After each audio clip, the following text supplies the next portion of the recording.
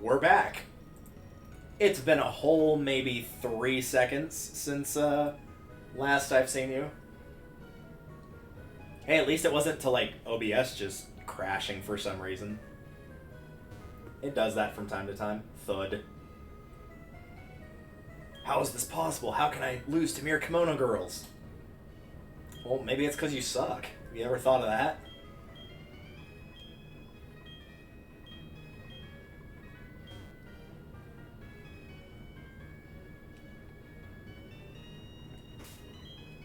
Nah, I should start with Typhlosion.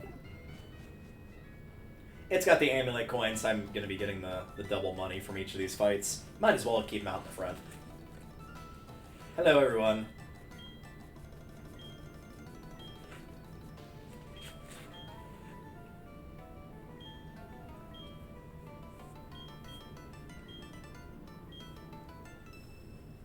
Yeah, I will admit, in doing the verses, I had completely forgotten that it was actually 5 different kimono girls. I thought it was genuinely the same one of, like, you help one and they give you the egg, you help push that one off the ice, like, you help weed that one out of the forest. I thought they were all the same. And then when I saw all 5 of them, like, oh, I've been helping different ones as time goes on. Okay.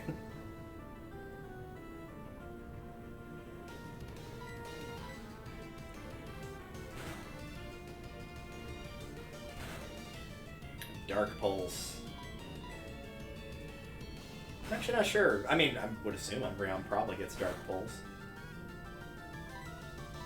I could give it Shadow Ball, that's true. Oh my gosh, could we please? Use Last Resort. Nice try, Papa Roach. It didn't quite get me.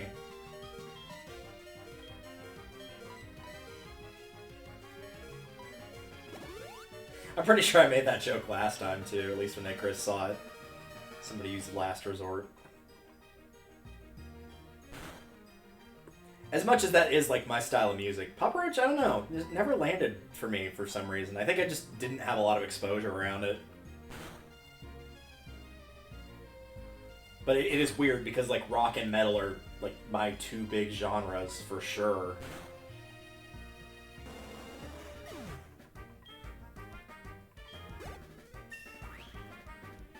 Alright, we have defeated the Bree.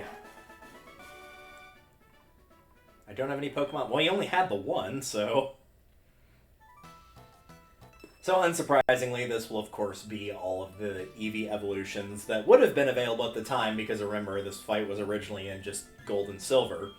So there would have been no Glaceon, no Leafeon, and of course, that would have also been no Sylveon. So, just the evolutions that were available at this time. Hi, Espeon. Hoping this will go a little bit better than it did with the Umbreon. Yeah, just a little.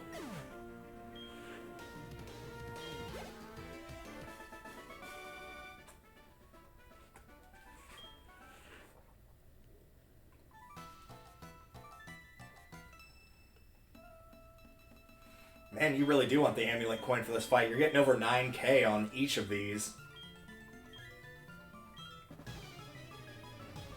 45k. I mean, to be fair, 45k would definitely be like, this is your money to buy Ultra Balls for Ho if you're not planning on using the Master Ball, or for Lugia if it's Soul Silver. I think you have Flash Fire, and I'm not going to run that risk and do something dumb.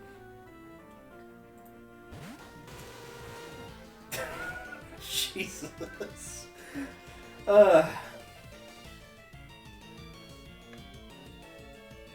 Respond to that. There we go. I've got a friend that is traveling through North Carolina right now. I almost read that as NYC. That's New York City. That is very different from North Carolina. That's not really even that close in terms of U.S. states. But yeah, he's going through an area that is definitely flooded right now. They've definitely been getting some rain recently.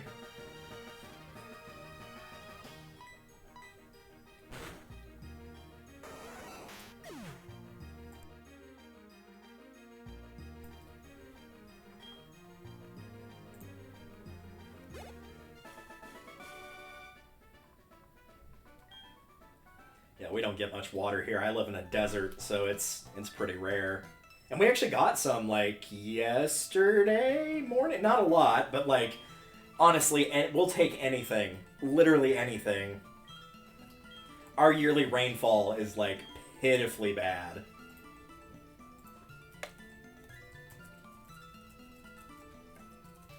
Like, our yearly rainfall, yeah. We average about 19 inches of precipitation in a year. That's it. It's about 1.5 feet. Not much. Like, it's to the point where even, like, kids, like, little kids, we're talking, like, 8, 9, 10, like, they could have, like, something that they want to do that's, like, an outside event and it could get rained. Like, just rained out where they couldn't go. And even they'll be like, well, that sucks, but, like, also we need the rain. Like, at that age, that should tell you how bad it is. Even they know, like, well, we do need the rain, though. That is a sad but very true fact. What? Dude, what do you mean you missed?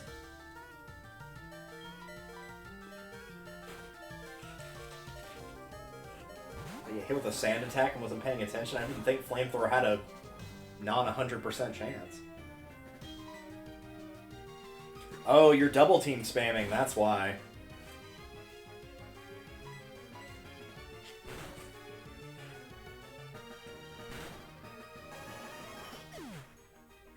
When in doubt.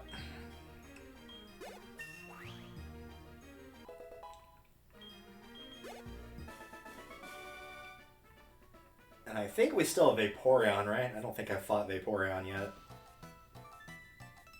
Yep, there's still one more.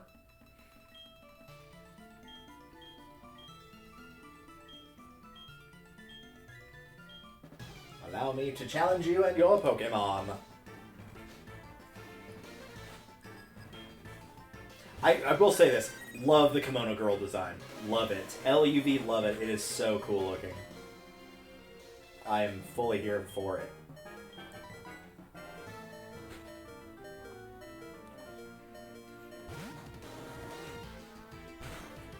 Good old Vaporeon. You know, I think Vaporeon's one of the few evolutions that I have not used ever. Like, not well and truly not used. I've used Umbreon Espeon, for sure. Both in the main games and in Coliseum. I've used Jolteon a couple times, XD, Fire Red. I have used Glaceon and Leafeon in later games. But yeah, I'm pretty sure I haven't used Sylveon. But I don't think I've used Vaporeon. I haven't used Flareon either, but, you know. Flareon was not the best Eevee out there when it first existed, and anybody that knows their Pokemon knows why. We've talked about that on Versus before. It's just, sadly, you know, it struggles a little bit. That's all. It just has a little struggle.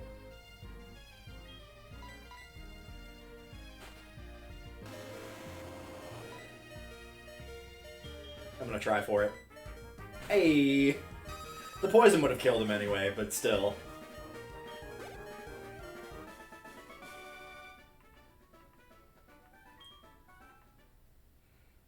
Yeah, it's no wonder Rival got beat up by the Kimono Girls. Like, one by themselves isn't too bad, even though their Pokemon's kind of strong, but, like, having to fight them back-to-back like that, yeah, they can mess up a team pretty well, because you can be, you know, since they always have a different type, it's like, oh yeah, I'm prepared for the Umbreon, I can take it down. But you can't really prepare for, like, 5 Pokemon without switching and having a Pokemon that's going to be able to handle all 5 of those. Like, you could pick, like, something with, like, fighting and normal type moves. The fighting would take care of the Umbreon, the physical damage would take care of the Espeon. But then eventually you're going to hit one of the other 3 that's just not going to be quite as good. It won't be the ideal perfect matchup. Hey, you just won a lot of money. I'm going to spend some of that.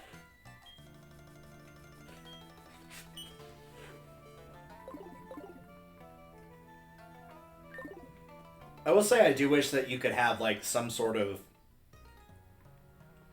thing where you could let your mom know, like, hey, if you're going to buy items for me, like, shoot for this type of item. Go for, like, recovery item. Go for berries. Go for hold items.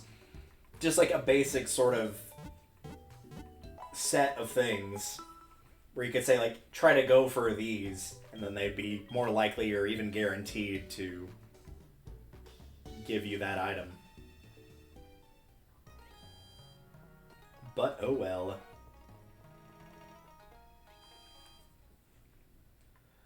Alright, so now comes the time, well, first and foremost, that this happens. These are the times that try men's souls. I should pull up that full speech and just read it while we're here.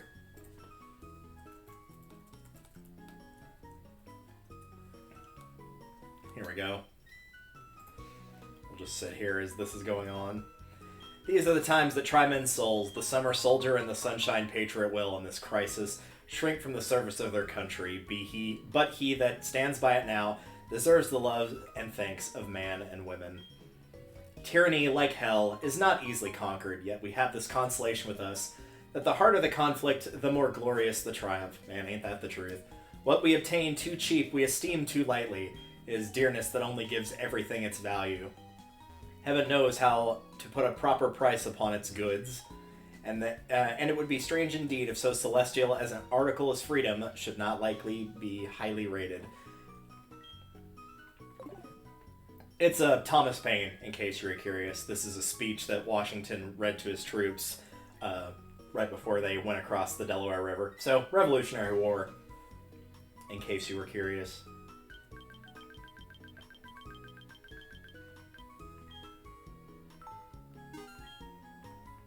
There we go. That barely put a dent in our funds, which I appreciate. I'm going to stock up on some of this. I don't like to keep a ton of these, but every now and again they do come in handy. Where you've got, like, low health and also a status on you, so you kind of want to get rid of them.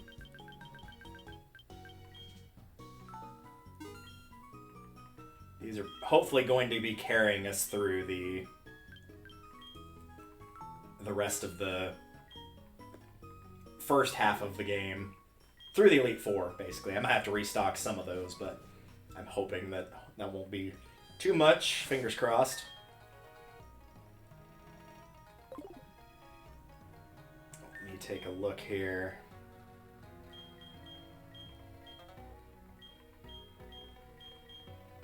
I'm going to move those to here. Yeah, we'll leave the rest as is. I'm not going to use that Master Ball on Lugia. I don't know what I'll use it on, but I know it sure ain't going to be Lugia. Nice. Nice Pokedex number there.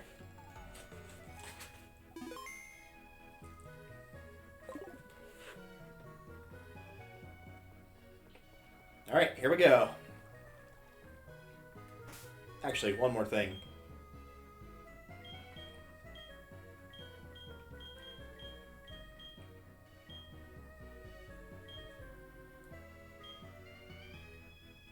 That should be enough, yeah. Going up the tower itself, the encounters can get a bit annoying.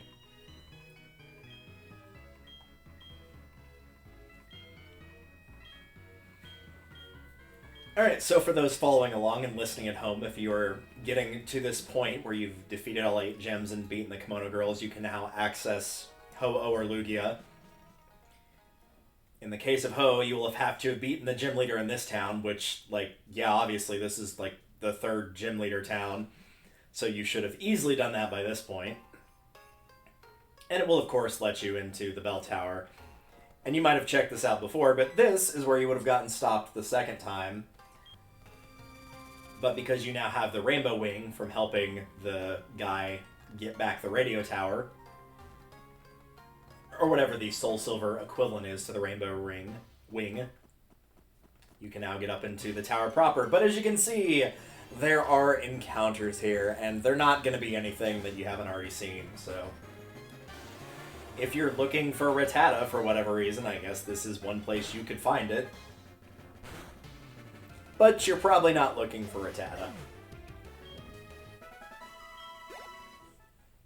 Call it a hunch. I'll find enough of these to get Wild up one more level, since he's, like, right there.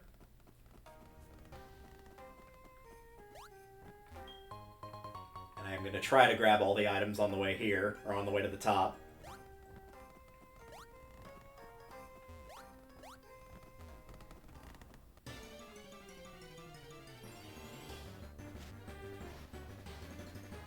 That will probably be enough to get that level. The main reason that I keep the repels on is not for, like... I mean, the fights are kind of annoying, like these extra ones, but for two reasons. Of one, I don't want to use up my power points too much. And two, because my memory's not that great, I will forget exactly, like, what direction in the room I need to move. If I get stuck in a battle like that, I will forget, and I don't want to do that. Like, to avoid forgetting things.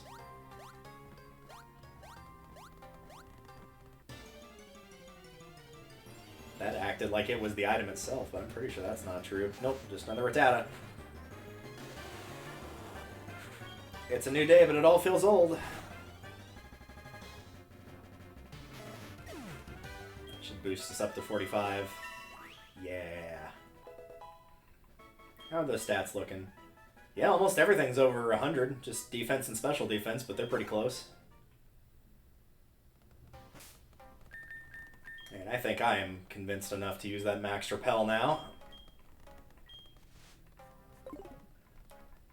One quality of life thing from later games. Hey, your repel wore off. Do you want to use another? Don't have to go back in the bag. First world problems, but still, it was very much appreciated.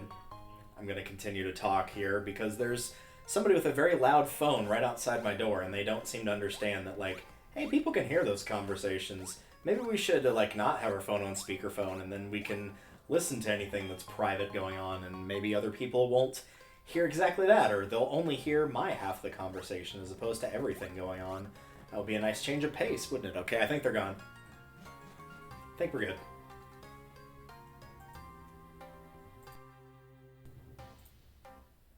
Oops, I did not mean to do that. I accidentally opened Unity. I look forward to closing that once this window pops open. I do not need to crash OBS. It will not be happy if I try to pull up a high-intensity program like Unity. I'm not working on my VR chat avatars right now. Please go away. That's like something I dedicate an afternoon to doing. And even then, I'm not that good. I know how to recolor them, but like, even retexturing, I still have not done that yet. I need to learn how to do those retextures.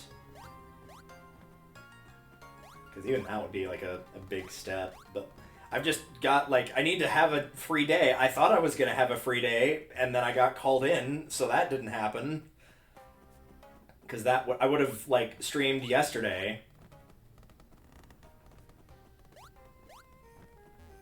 Because I would have done... Oops, I'm getting turned around here. I would have streamed Versus on Thursday, and then gone to bed rather than gone to work. And then Friday, because I would have been well rested, I would have streamed this. And then today, Saturday, I could have worked on that. But instead, I streamed on Thursday. My repel wore off on Thursday. I streamed Thursday. I worked Thursday. I slept through most of Friday. Again, other than that VR meetup, because I was exhausted. And then this morning, when I woke up, I started streaming. And then a plane went overhead. The plane might get muted. I'm curious now. I'm going to check my volume. You might still be able to hear it a little bit, but it's not near as loud as the other person that was talking a second ago. Okay. So it's not that direction. Oh, but I have to go that direction now. Okay, so I need to go down there and take a right at that junction. Got it.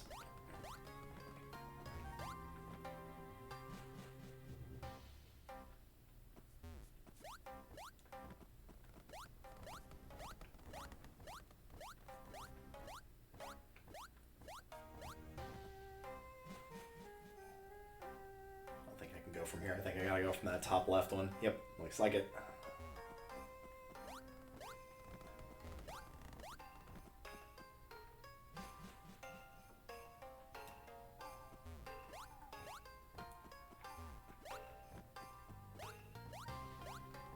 Take it right here. Obviously don't go that way.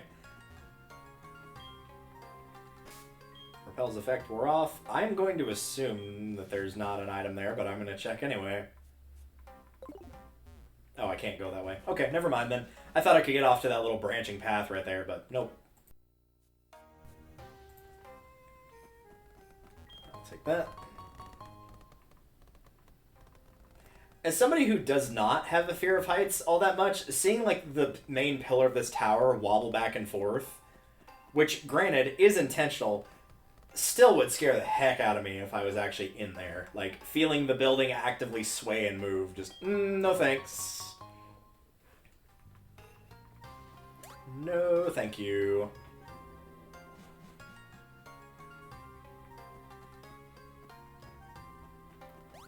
I actually don't know which of these teleporters I'm going to need, so I'm just going to kind of move around and pick up items as we go here.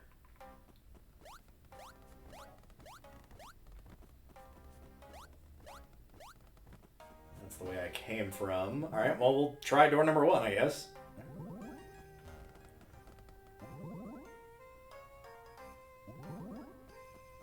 I think that was actually the right one. Wow. Okay.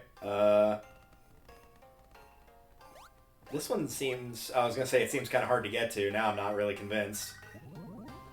Might lead to an item, but it's probably not the correct way to go.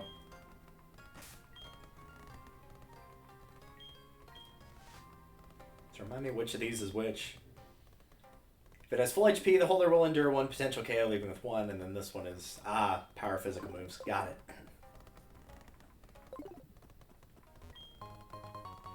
I can never remember, like, the whole, like... Focus Sash, Focus Band, Macho Brace, like... I know that these exist, and I know each of these has certain effects, and I can probably list the effects, I probably just can't match them together correctly. That's probably the one I need to get to, then. So I need to take the second down path, and then continue to go left. Got it.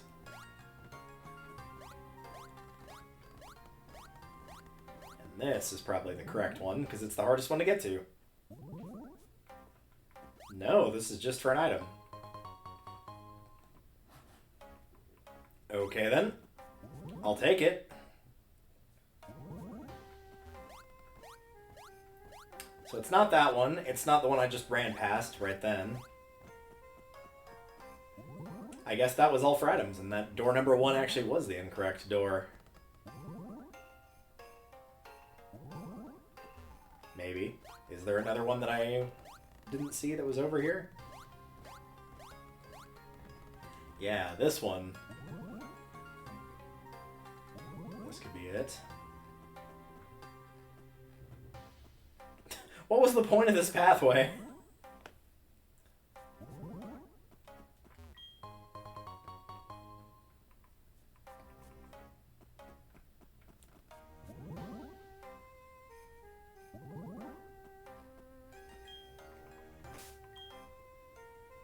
I thought 5 Super Repels and that max one would be enough, but we're going to be cutting it a little close here. We're basically there, though. I think we got past the difficult parts. Up we go, and I think this is the top.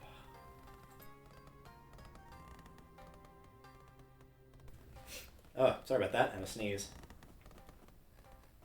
I think this is the top. Hey, there we are. Hello. Yes, bring forth the sparkle butt.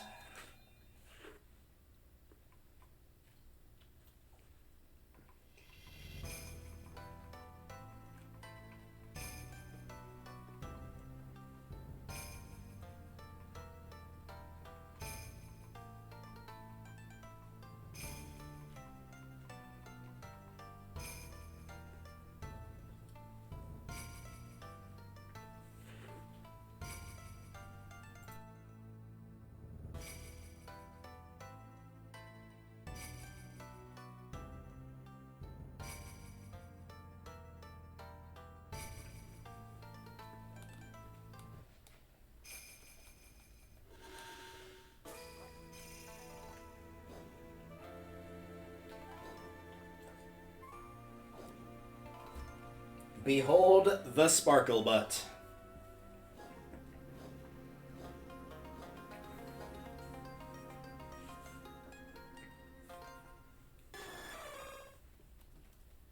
Hi-ho.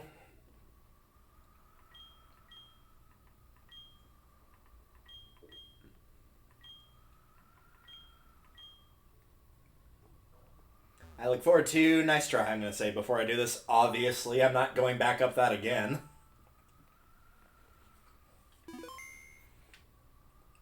And I believe I've got, yep, Typhlosion in the front, which is what I want. Because that means stuff like Sacred Fire and what have you won't be quite as powerful. I know it's still going to hit pretty hard. Wild Sparkle Bud appeared. We are on level with it, so be prepared. I am basically going to be starting this up because of things like Fire Blast and Sacred Fire. I'm going to basically drop his accuracy into the toilet as fast as humanly possible. I'm going to continue to drop his accuracy with Typhlosion until either I cannot drop it any further, or he knocks out Typhlosion and I will switch to Umbreon and continue to drop his accuracy until it will not go any further down.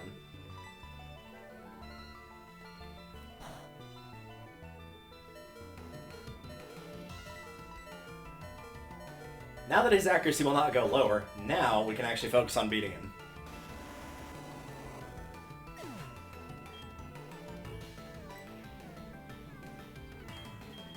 If I really wanted to, I probably could have taught Double Team to somebody and raised my evasiveness so he really couldn't have hit me at all. But no big deal. Umbreon will be a good pick here because I do not expect it to do a heavy amount of damage. It can survive a fair few attacks if it does get attacked. And Extra Sensory, of course, on Umbreon is going to be completely useless.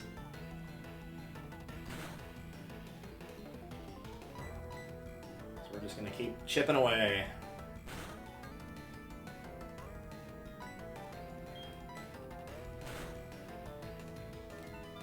And I think that is going to be about where I'm going to leave it in order to try to catch it. That feels like a good spot to attempt. It's one of the disadvantages of not having my electric type that I usually keep on all my teams. No option to paralyze, but you know, it happens. And like, sure, I could have kept Confuse Ray, like I could have confused it, but then it might have accidentally killed itself, so... you know. I think everybody just universally agrees Paralysis or Sleep is your best option. Because Burn will damage it, Confusion has the potential to damage it, Poison will of course damage it, and I don't think there's any move that can just outright, like, freeze a Pokemon and that's all that it does, like Will-O-Wisp or Thunder Wave. I don't think there's one like that. Wow, that was a lot easier than last time! Thank you for being very cooperative with me, lovely little Sparkle Butt. Legends claim this Pokemon flies in the world skies continuously on its magnificent 7-colored wings. Nah, I'm not gonna give a nickname to a legendary. I am gonna save the game before it inevitably tries to crash, though. Because like I said, that went quite well. That took me about, I think it took me 4 or 5 attempts. Because he either ran out of moves and killed himself with Struggle, or I ran out of Ultra Balls and I had 30. So yeah, it was a thing that happened last time. We will not be repeating that. Also, Shiny Umbreon Queen, thank you for the 100 points. I appreciate it as a fellow Umbreon lover. They are quite lovely.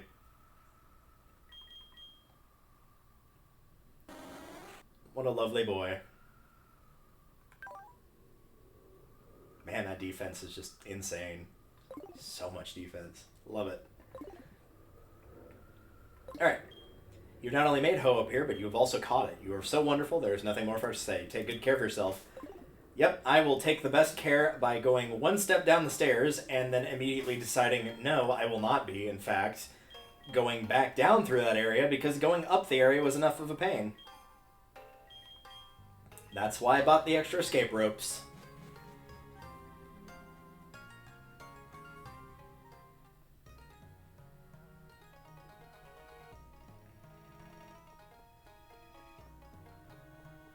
Alright, we have done it. We have gotten all 8 of the gym badges in Johto. We have captured the legendary Pokemon Ho-Oh. We have defeated Team Rocket, both at their actual base and at the radio tower. It would appear that it is time to head towards the endgame of Johto, at least.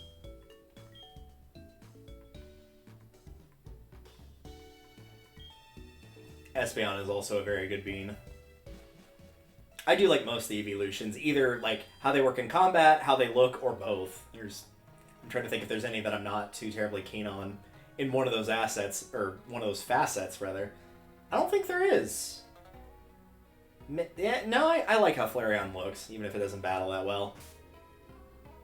So that's not true. Do I want to go in? You know what? There's not going to be any legendaries in here or anything, but I'm kind of tempted to go and check out the bottom floor for items here. Just because we've got one more Super Repel, we might as well make use of it. Oh, there's still a Repel in effect. Well, that'll make things easier for me then. Yep, sure made things easier.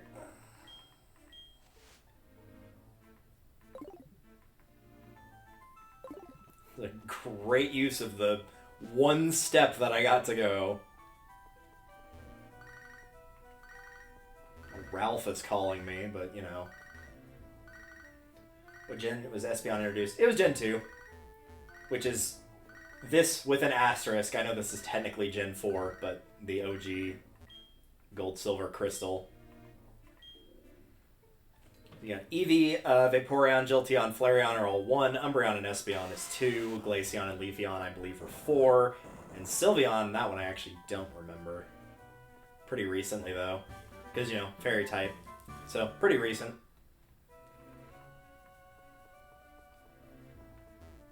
I'm leaning towards 8, but I am fully aware that that could be wrong. Oh, there we go. I was like, how do I get to that? There we go. This looks like you have to, like, fall down to it. Can you do that?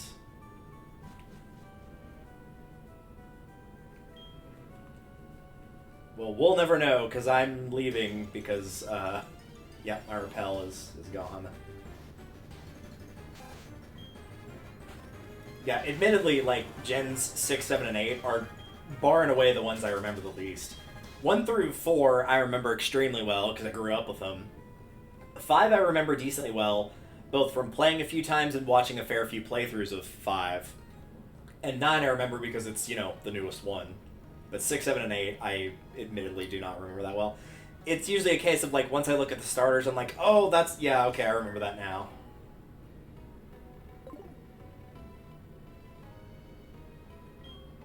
Alright.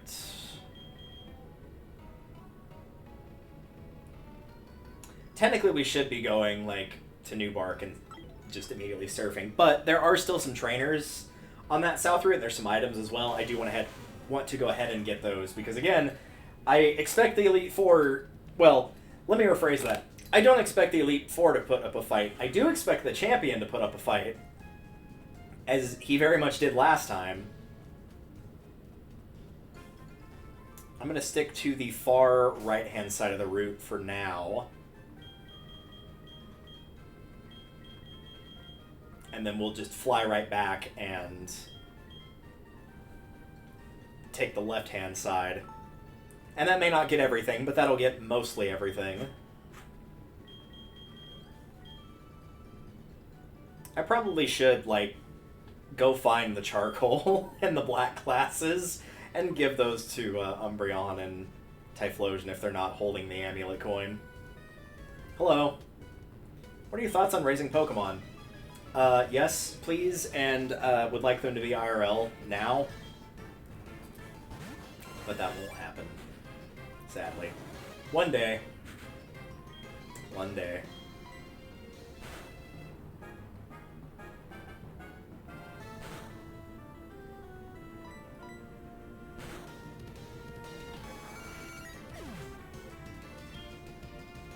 It's like in an ideal world, you would have like exactly one of each Pokemon. Like everybody, like you have of the 1,000 Pokemon. We'll just say it's 1,000. We'll just round. Like if there was 1,000 Pokemon, like basically 1,000 people each get one Pokemon, and everybody gets a different Pokemon, and it can only be used by the trainer it was meant for. Like, it won't obey anybody that tries to use it, because, you know, people would, like, try to buy it and use it for evil and weapons of mass destruction and all that. It can only be used by the owner, and the owners are, like, pure of heart or whatever. Basically, they won't do anything bad to it or with it. It won't obey. It can't be harnessed for power. Like, literally nothing. It, you know, it can't be taken away.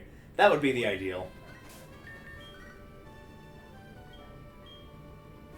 It wouldn't be feasible or reasonable, but then again, it's not reasonable for my mom to be spending all of my money.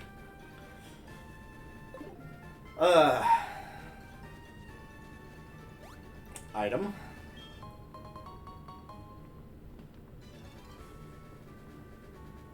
And I would like to think if I did get one of those 1,000, it would probably be the one that I adore that's literally tattooed on my arm. Graveler is not the Pokemon tattooed on my arm, sorry. Hey, I hate to disappoint you, but it's not Graveler. I already said it was a version exclusive for a very, very long time.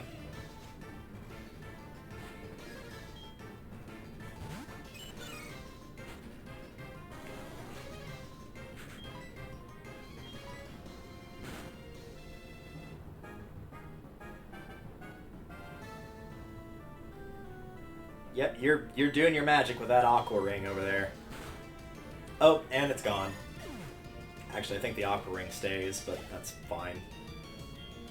Let me switch? No, I'm good with what I got.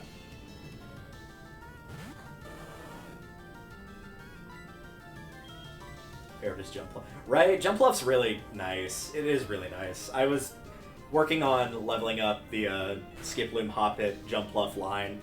I forgot how rough that was at the beginning. It, like, I think all it's got, and it's currently at a Hoppip, not very far into it, but it is at a Hoppip, and I caught it at a Skiploom very low level, and all it's got is like Tackle. That's the only damaging move that it's got, and that it's had the opportunity to get, barring giving it HMs for a while. But I know it will get there, but man, it does take a while. But then again, I've raised a Salamence. I should know better than anybody how it takes a while for it to really become a powerful Pokemon.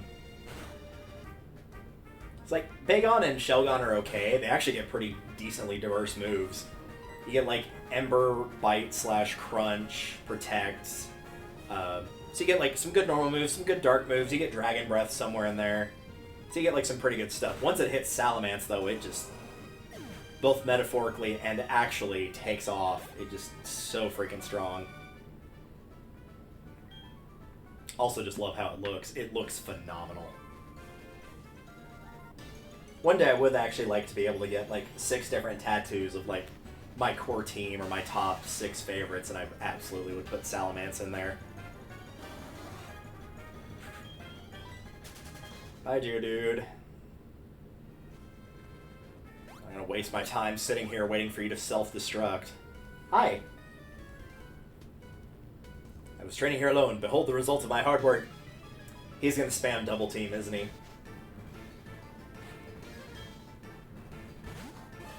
Maybe not with him a choke.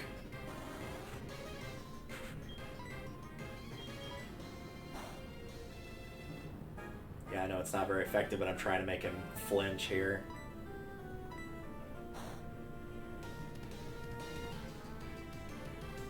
There we go, yep, just keep flinching, you'll be fine.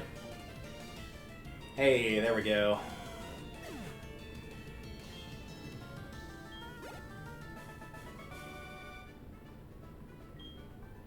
Probably would have been better off just low kicking or karate chopping to try to win that way, but training makes it impossible to chat much. Dude, that is me at the start of the year with my workplace, I hear ya.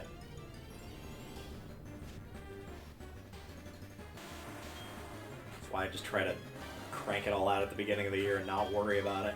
I've got like one coming up next month, like at the end of next month. It's not...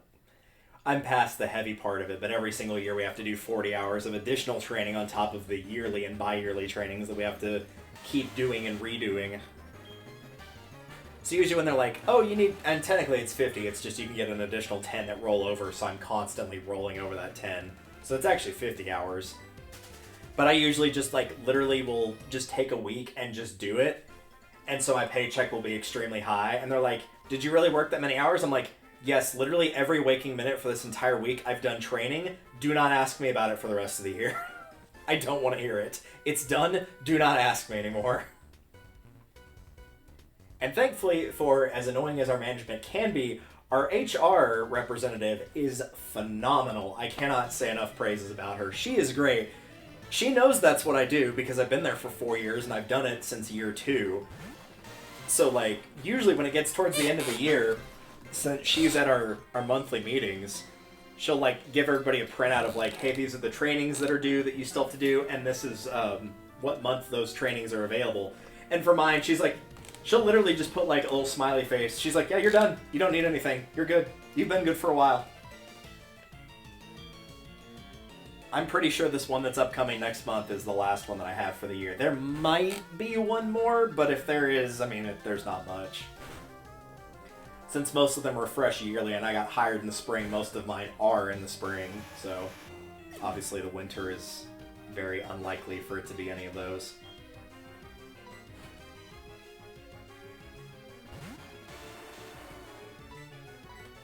It also helps that at least for the overnight team, they don't take the... Oh, there's the self-destruct. They don't take having us do our trainings, like, incredibly... I mean, they take it seriously because you do have to have it, like, registered for the state. But in terms of, like, knowing every single detail, for overnight, most of them don't matter. Because, like, we're working with kids that come from, you know, displaced homes. They've been taken out of their home by the state because of, like, neglect, abuse, that kind of thing. And overnight's just, like, you know, taking care of them overnight, being the security for if anybody, like, tries to show up. But most of that training is stuff of, like, here's how you would make sure that the kids are, you know, safe from being in potential trouble with drowning at a public pool. And I'm like, yes, overnight often takes the kids to a public pool at 3 o'clock in the morning. Like, they know that most of those trainings are like, yeah, this is literally never once going to apply to you. It would never come close. So they're not too terribly worried about it most of the time. There's a few in there that are important, but not many. Like, the food service handling stuff, like, we don't make meals for the kids. By the time we get there, they're asleep, and by the time that they wake up, we've already left. So we don't see them that often for meal prep or anything like that, so that part's not an issue. A ton of them like that are just, you know, they're required, but for all intents and purposes, at least for the overnight staff, they're basically useless.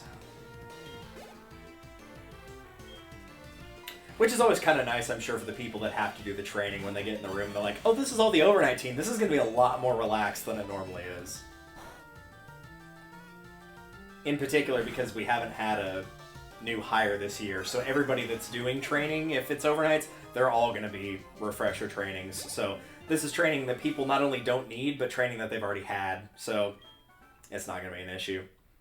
I don't think we hired anybody new this year that would be doing a new training right now, so it will be very, very relaxed, and I'm sure they will be very grateful for that.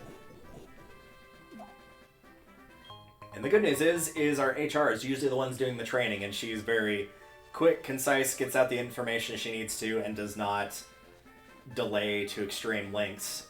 Unfortunately, like her husband tends to do, that can make a 1.5 hour training go to being almost 5. Yes, he has, multiple times. Yes, he has been reprimanded by his wife multiple times. No, the lesson has not stuck. That's why whenever they're like, hey, we've got this training available on these days, I always ask, who's doing the training? Because it's less about what day of the week it is, and more about who specifically is doing the training. That will almost always determine my decision in when that's going to be, or when I will be going and who I will be having there. Luckily, it's basically just him. Everybody else will at the very least, stay, like, if the training's gonna last an hour, they'll be done in an hour. Maybe an hour and 5 minutes, but not, like, way over the line. Probably because, you know, they're also supposed to have things that they're doing. So thankfully, he is the only one. Man, what does this guy do? This is... oh my gosh, we're gonna just be sitting here mashing the button. Dude, I could give this to my nephew to do it this way. I mean, to be fair, that's not much of a challenge. He's like 11 now. 10. 10. He'll be 11 in October. That was close.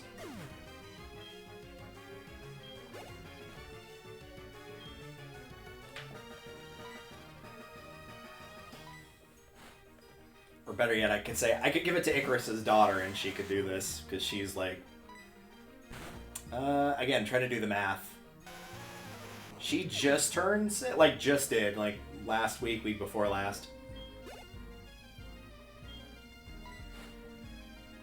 Because this is just sitting here, occasionally tapping A, and occasionally tapping B.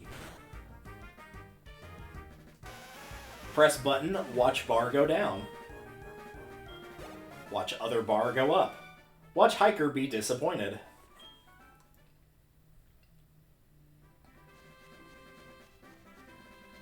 I think here is where we jump off to that one section, I'm pretty sure.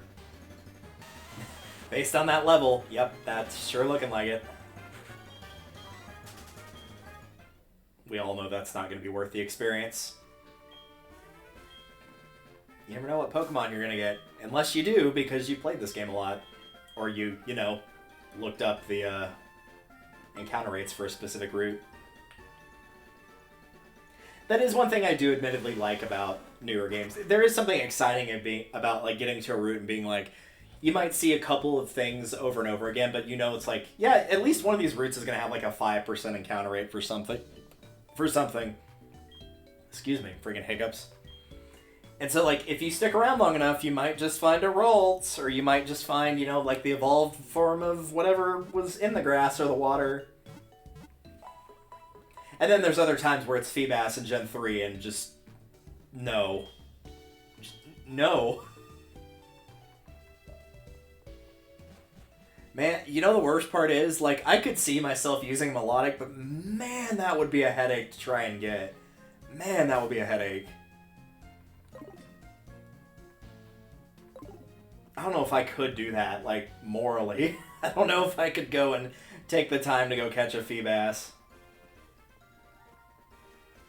Because, like, on one hand, I know anybody that would, like, watch that would be like, wow, you actually took the time to catch it. Like, fans of the game would appreciate the dedication.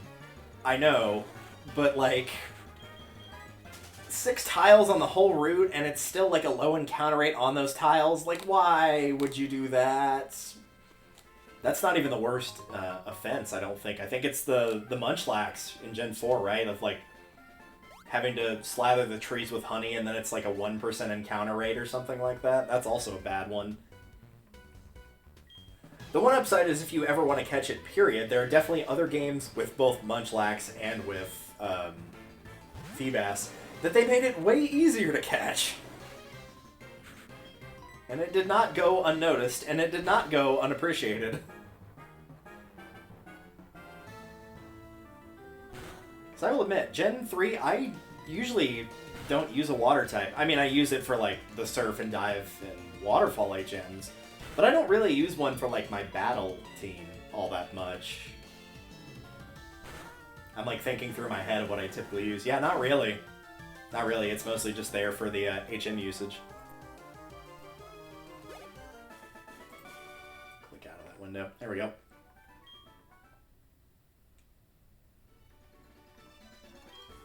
How about giving me your number? Sure.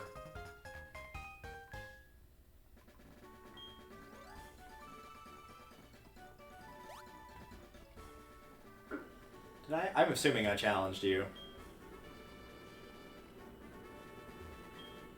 Hi, Cameron. I'm gonna pass this time just because I've got nothing new for you. Melodic is a lot of fun, though. That's true. I do definitely look forward to, like, showing off my Gen 3 team, because, like, Silver was my first game, but, like, the one where I properly, like, went and actually tried to catch as much as I could and use as much as I could and learn as much as I could was Gen 3. Like, for sure was Gen 3. Spent an unhealthy amount of time playing through Gen 3. And I definitely do remember 3 a lot better than I do 2, which is a shame, but, like, I started doing video games around 2003 or 4 was when I started owning consoles. When I started playing was a few years before that, where I would go, like, hang out with friends and I would play on their GameCube or PS2 or what have you. So, like, yeah, definitely have memories of both, but the ones I, like, remember all the details for are obviously the ones that I owned and played in my own time, rather than having that limited time of, like, however long I could hang out with a friend before I had to leave and go do chores or go do homework or whatever. Which is kind of the cool part of doing Versus, because it's essentially, like, us taking time out of our day to essentially have a play date of playing Pokemon. That's kind of the cool part of it, in a way. Especially since she did not get to play any of these growing up. Due to a combination of, like... Wouldn't say her family's poor, but bear in mind, she's the second oldest of 5, and when you've got 5 kids, obviously you're going to have a little bit less money to go around per kid than whenever it's just an only child, like me. Well, let's flip back over here and heal, and then we'll continue on.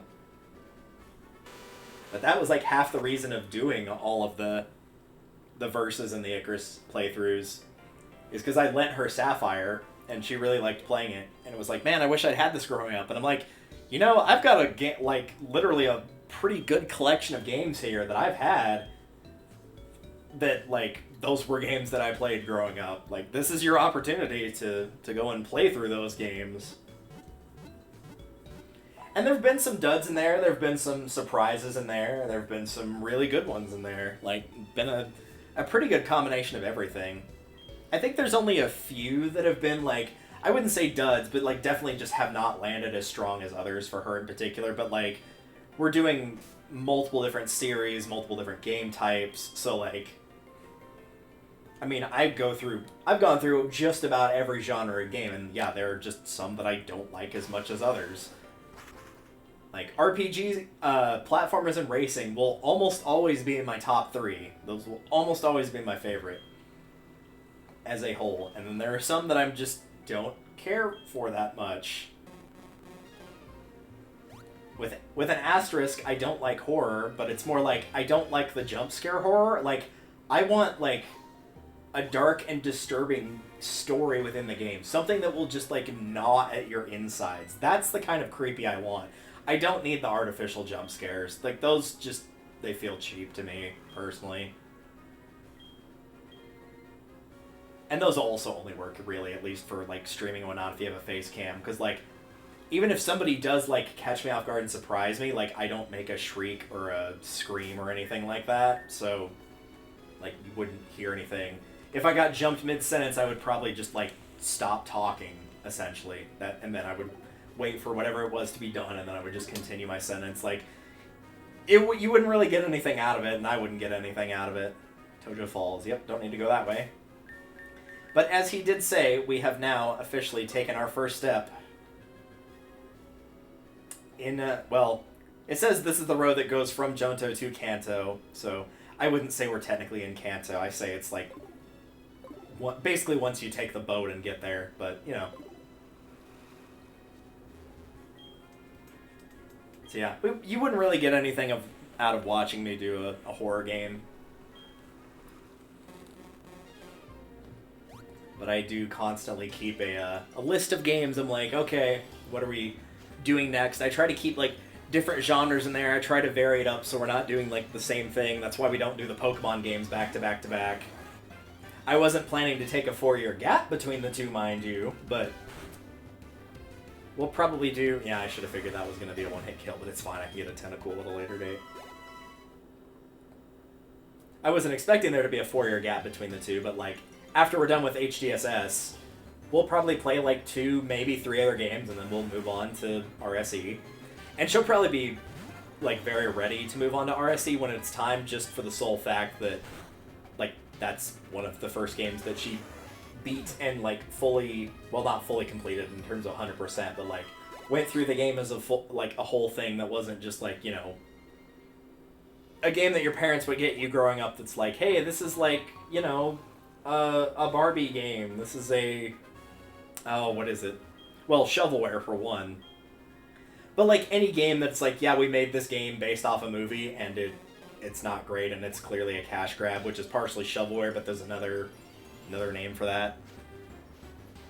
Think like Barnyard for the GameCube, based on the Nickelodeon movie Barnyard. Like that kind of game where it's just like, yeah, it's not... We're not talking with high-quality AAA title here. I thought that might actually survive, but it appears it did not. Oh well. So we do need to go into Tojo Falls. That was just for the item. But I do remember going through there. It's a pretty short area. Could we get a slightly stronger Tentacool? Maybe one that might survive? That's the same level. Alright, well, maybe it's got a different nature. Let's find out. Nope. I mean, it probably did have a different nature, just statistically, but it did not survive. The carbon freezing process was, unfortunately, a little too successful.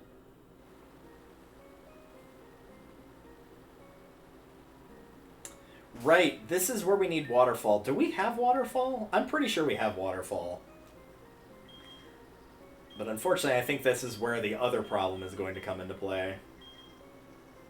So we do have it. But I think this is, again, this is where the other problem is going to come into play. Yep. Krabby cannot learn Waterfall. Cool. Alright, so... what this means is we will probably be doing the same thing that I did on my main file, which is catching the 2 Pokemon that will... I can't fly back there. Of course I can't. Alright, in that case, we'll just go backwards. We'll go and catch the 2 Pokemon that I found that can do every HM in the game, except for Rock Climb, I think, but we don't need that right now, and Fly, which I already have on Crobat, so it's fine that we don't have it right at this particular instance. Now that I'm back here, we can actually fly to where I need to go, which I might actually just check a Pokemon Center first to see if I've got either of these, because truthfully, I'm not sure. I'm pretty sure I don't have one of them. The other one I'm not. I might have the other one. Or at least the pre-evolution of it. Which, if I need to evolve it, I don't think it takes too terribly long, so that part shouldn't be an issue. But let's take a look.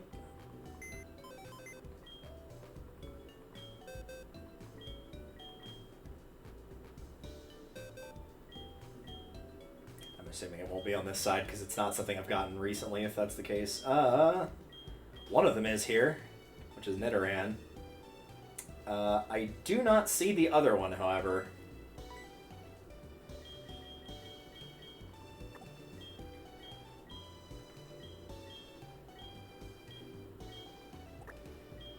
I'm going to move him over here, just so I remember. Oh, wait! I do have it right here. My mistake. I was looking for yellow and somehow didn't see it, despite the fact it was literally the first one in the box. Great job, me. Proud of you.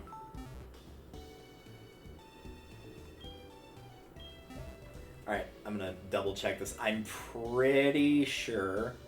and I could actually get Golduck pretty easily here. I'm pretty sure Golduck is at 33. But I also know a spot where I could just catch the Golduck and not... yeah, it is.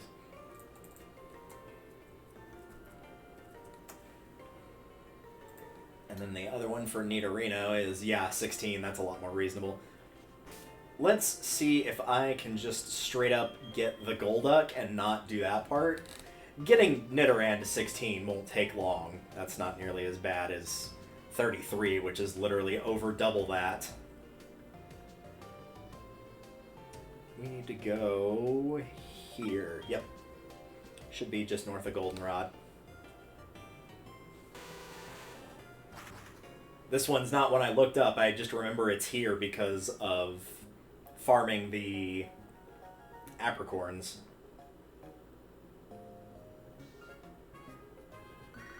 And I really don't care what level of Golduck it is, just as long as it's a Golduck, because I think there's a couple in there that Golduck can learn that Psyduck cannot. Don't quote me on that, but we'll find out. Oh, right, I don't have Surf. Well, let's find out if Psyduck can learn Surf. We'll teach it Surf so that we can catch something that can learn Surf in its place. I'm actually curious as to what this has. Probably not anything great. You know what? That's actually not terrible. I've definitely seen worse movesets on things I've caught. I am going to go ahead and pull that up, though, and Soul Silver... There we go.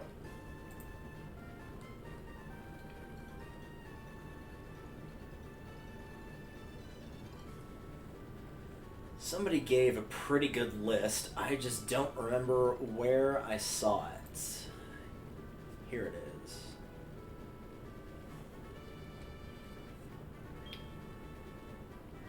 Alright, so going in order.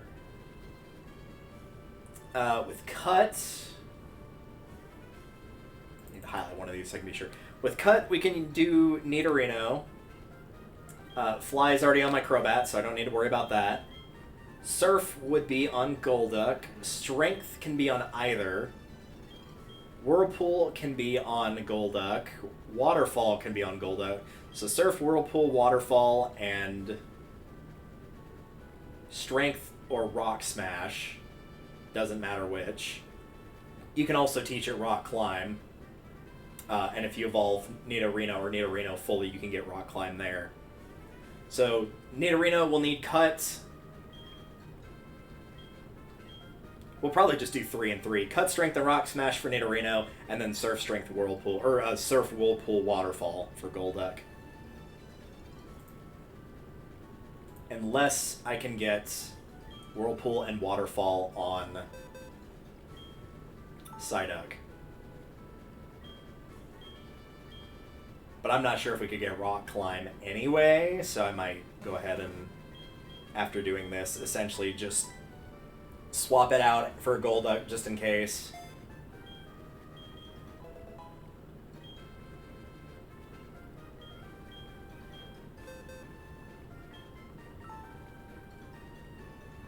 No, it can learn all 3. I keep forgetting that Dive isn't one in this game. I keep thinking like, oh, well, it's not in Gold, Silver, Crystal, but it probably is in HeartGold, Soul Silver, but it's not.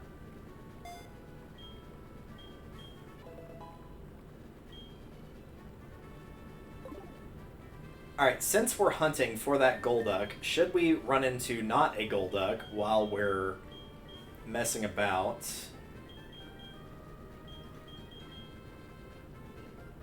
We can defeat it, and that will give Nidoran some experience to get it up to Nidorino. And again, sure, I could evolve it into Nidoking if I need Rock Climb, but I probably won't. I know there is an additional Pokemon, it's Tropius, I think, that can essentially, yeah. Tropius can give you Cut, Fly, Strength, and Rock Smash. Which means you could use Surf, Strength, Whirlpool, and Rock Climb on Golduck. So if you could get a Tropius, then you could do that. But you need the Pokewalker, or I think you can also do it like somewhere in Kanto. There's a couple other options. I think there was at least one more that were post-game. You can also, if you want to take the time to level it up, you can use Dragonite, which will use every TM except for Rock Climb. But bear in mind, again, A, a lot of time, and B, you're obviously not going to be using that in terms of an actual team, because unless you're giving it what, I guess your best options would be Waterfall, Surf, Strength, and I guess Fly? But, like, you could do a better moveset than that. Come on now. Surely you could do a better moveset than that. So yeah, on the off chance that I do need the Golduck and not the Psyduck, here we are.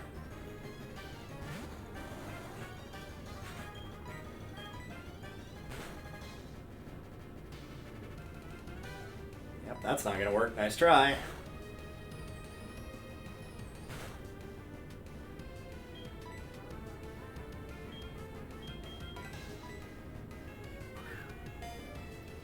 Plus, this'll prevent me from having to do the level up for Psyduck at least, so that's something.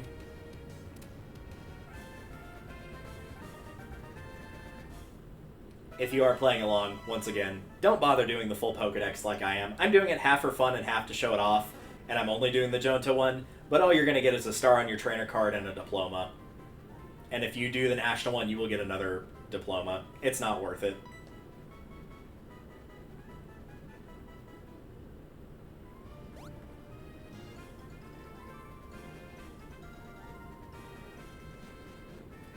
Alright, that'll give us the Golduck. Now all we gotta do is just evolve the Nidoran, which shouldn't be too bad.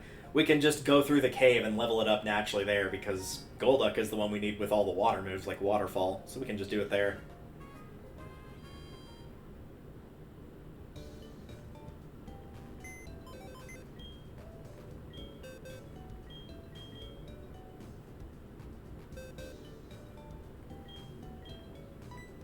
Oh, it's got a naughty nature. Lovely. Everyone's favorite. Instead of our what nature was this one for the Psyduck? Naive. That seems fitting of most Psyduck, doesn't it? Oh well.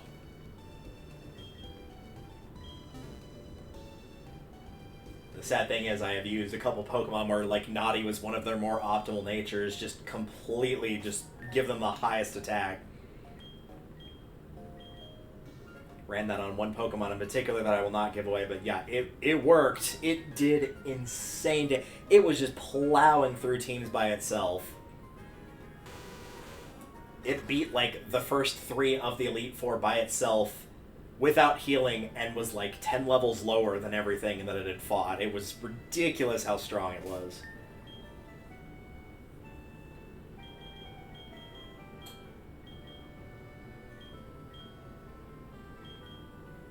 We'll do all the water ones first, because those will be easier to remember. Do you have the same moveset, or have you changed it up from your predecessor? No, this looks to be about the same. I'd say only the names will change, but no, not even the names will change.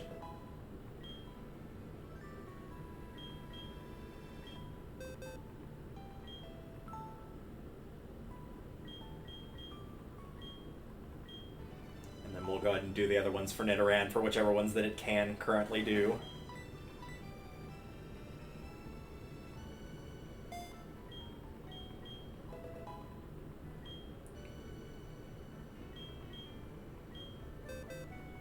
See what I mean, though? Of, like, it is kind of annoying to have to do this, but at the same time it does kind of add that level of challenge. And this also does mean that after doing this and getting the Nidoran evolved, we'll have everything, and, like, the Geodude won't be necessary. That's going to give me a free slot. Like, I will actually have an option to put in a 4th team member, and truthfully, at least off the top of my head, I don't know what I'm going to do with that slot. I think I might keep it as is until I get the option to catch what I want to catch post-game, admittedly. But maybe after I get Nidoran taken care of here, I'll figure out the 2 that I know where one of them is. That's why I've been working on the Safari Zone, but I might take a look and see where the other one is available. And if it's available decently early, then that would be very nice. I've seen one in my Versus file. I ran into a trainer that had one, but I don't know where to specifically find it. And it might also be in the Safari Zone, to be fair. I don't know. Okay, I thought I was going to need to evolve this. Am I actually not going to need to evolve this?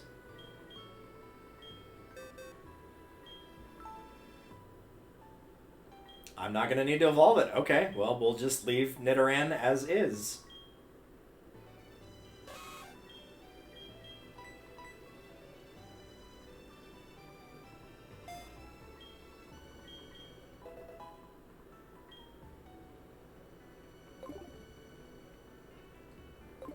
Alright, since I can remove the Geodude from my team, and this is, like, reaching to the most extremes of length here, I'm just gonna grab Ho-Oh for now, solely because it will be able to take hits. I'm not a person that likes to use legendaries,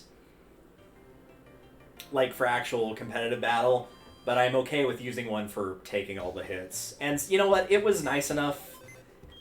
Apparently this is my way of repaying it. It was at the very least nice enough to let me easily catch it this time, so I feel like letting it walk around with this is the least I can do. Plus, I'm curious what the nature is. It's a bold nature. Ooh. Interesting. Adios, Geodude.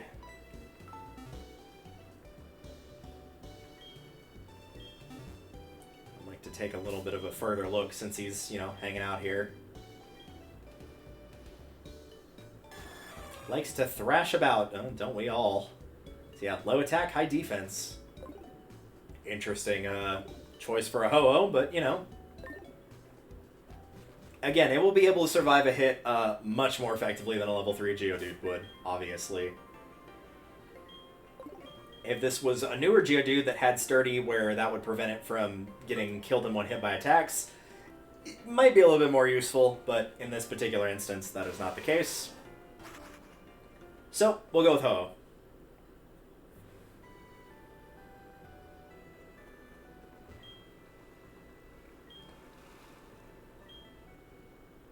It is definitely nice to have the additional slot free for when I get the chance to use it, though. I'm going to look that up real quickly, though. I'm going to look up when I can find it. For the other one I'm thinking of. It's probably not for a bit, I would wager. Wow, it's got a lot of locations to find it, actually.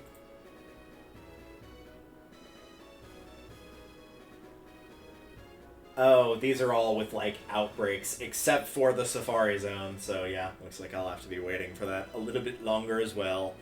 That's a bummer. I mean, unless it's available in the Safari Zone now, but I sincerely doubt that. Since it's a Gen 4, why would it be?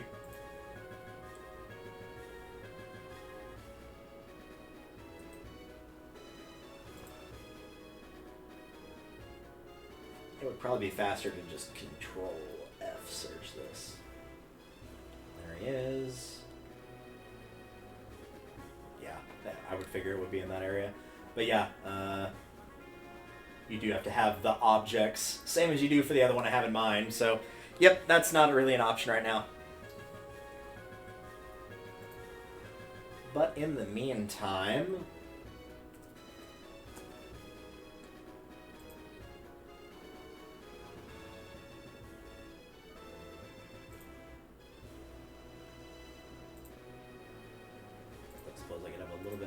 with that, but that's alright. We'll go with this one, I suppose.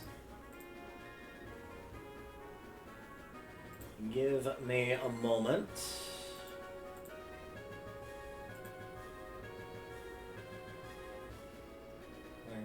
There it is.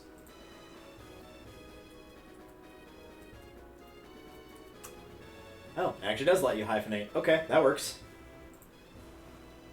Truthfully, I did not think it was going to be kind enough to let me do that, but it somehow did.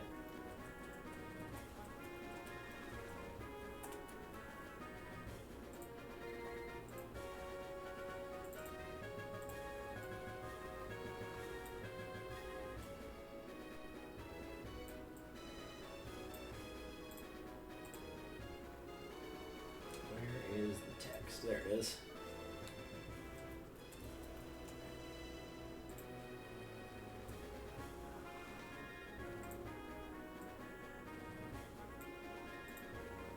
There we go. We'll put a little asterisk next to him since he's not actually being used for combat. But it's, you know what, it's only fair to, like, at least acknowledge that he is in fact here and being a non-HM user. So we'll leave him in there.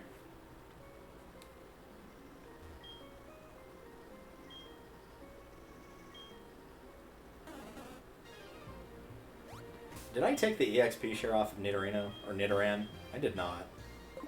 You know what? I kind of want it to evolve, though, because that'll be one less thing for me to do later, so... We can afford to take the world's smallest EXP penalty for all of 4 levels of evolving an Nidoran in order to get it there. This would also require wild encounters to actually happen, which, there we go. Let me go for far too long. Ooh, and a Goldeen, which I do not have, admittedly. That's not what I meant to do. We're gonna have to switch to Golduck. There's no way Umbreon will hit that with even a light quick attack and not defeat it.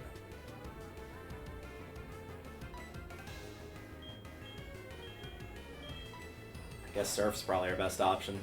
Yep, that'll work.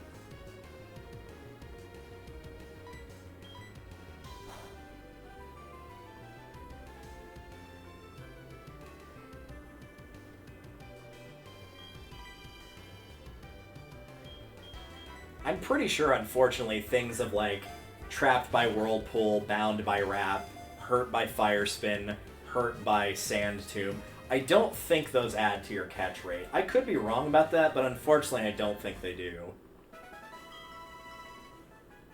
I know in some cases, like with Wrap, they stop you from switching out, but I don't think they improve your catch rate. But that was one I don't have, so might as well grab it real quick.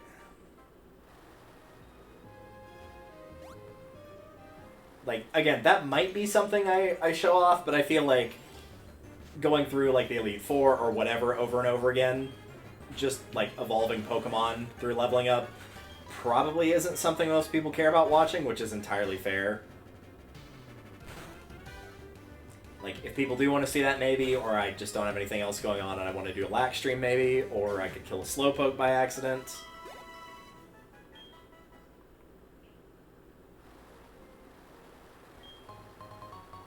But it would be, like, one thing to show, which I guess it would also be kind of boring, to show, like, how to do the IV and EV stuff, which, again, I am no expert on at all. I think I did it decently well with my Fire Red Leaf Green team, but it's entirely possible I screwed it up. It is completely possible that I screwed it up. Hello. Are you training on your own? Nope, I'm training with my Pokemon, therefore I'm not training on my own. Alright, you're the trainer that held the Bulbasaur line.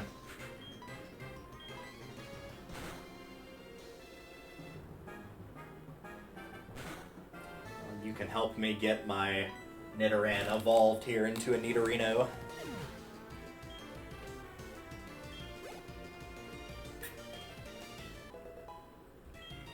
And admittedly, I do have a Moonstone.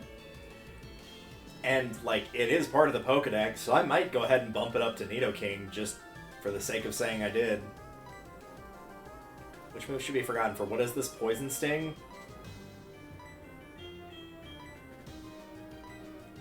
I mean, like, neither of these are getting kept, ultimately.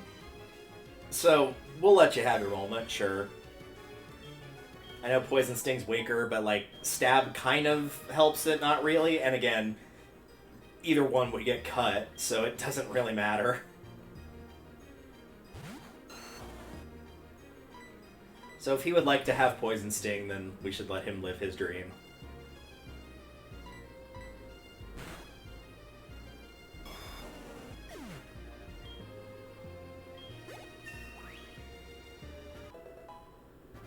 Very nice, 46.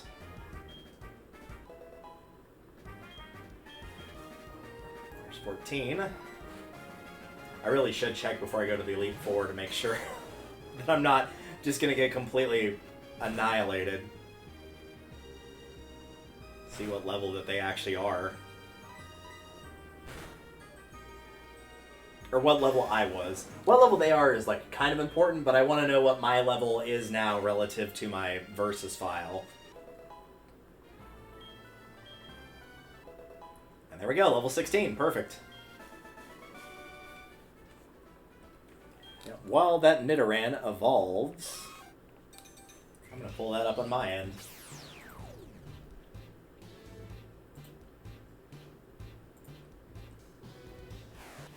I do not have my YouTube muted, so if all of a sudden you hear like a burst of noise for a split second, I apologize. Nope, we're good. All clear. Oh, I'm looking at the wrong window here.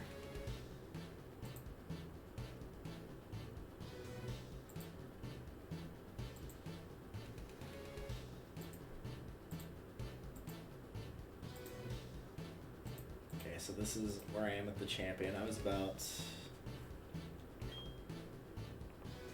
There we go. There's Nidorino. So I'm looking at like 45, 46, 47. Hi, Mom. On just the thing I captured here. About 45 through 47, roughly. Now, granted, we've still got routes to go through, trainers to fight, Victory Road to do. So I'll probably be at least 1 or 2 levels higher than I am right now. But it's looking like it's going to be kind of close, so I'm not sure.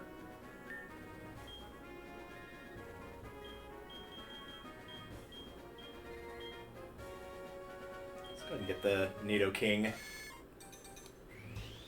Build up that Pokedex, just keep going.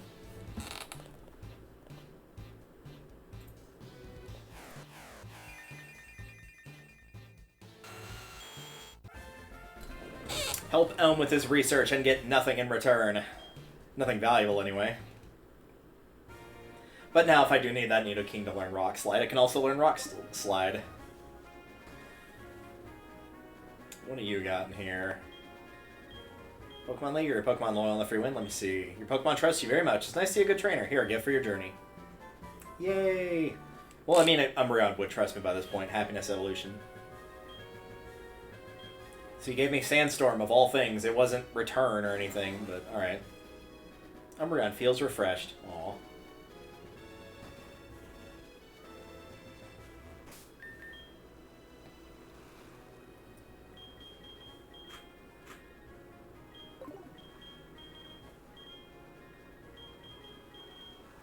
I might see if I can find the charcoal and the black glasses and get them before going into the Elite Four as well, but we'll do that when I actually get there and I can just fly back really easily. For the time being, I won't worry about it too much. Because, like, these are just going to be weaker Ace trainers and stuff like that. It's not going to make that much of a difference, ultimately. Or the wild battles, too, I guess. Oh, hey, a Tentacruel. That's nice, I suppose, but I'm fine with just catching the Tentacool and evolving it. I don't think it takes that long.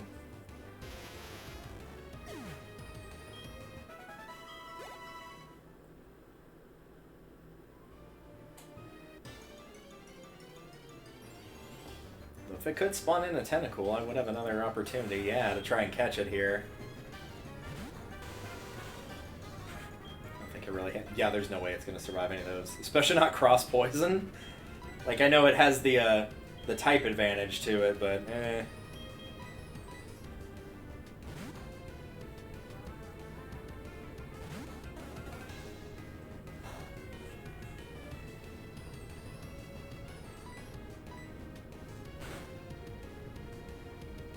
that's fine. Keep lowering my speed, man. I'm not worried about it. As a wise man once said, eat your Fruit Loops, dude. I'm not worried about it.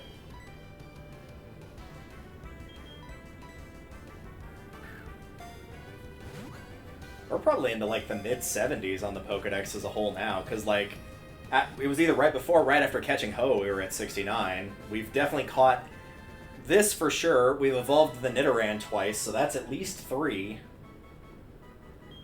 We caught, like, another one inside the cave itself.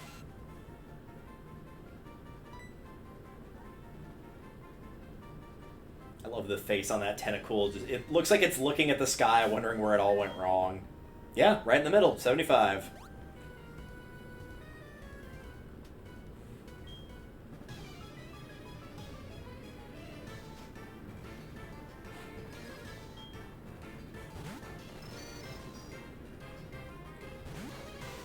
That is not a good matchup. Let's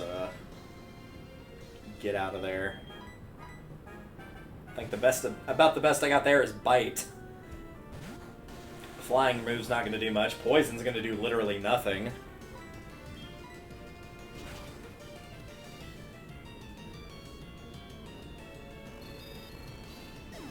So here's about what I'm thinking for do I tackle the Elite Four or not. We obviously go through the rest of this as we do. But I think what I'll do is, unsurprisingly, I will save before starting the Elite Four. We'll give it a shot, and if I do not manage to succeed, and I don't think I would be able to, which I don't think that would be the case, but like, if I lose because of something dumb, like getting critical 5 times in a row, then that would be one thing.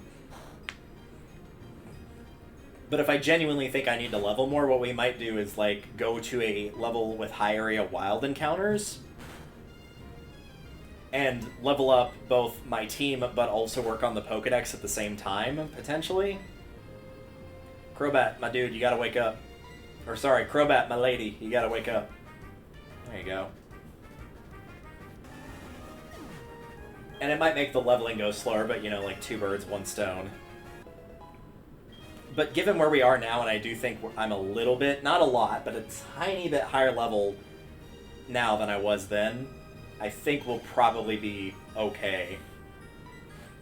Now that I know what difficulties to expect going forward, I'm kind of more prepared for that. Poison those eggs. Leave them out in the sun. Nobody gets to eat them.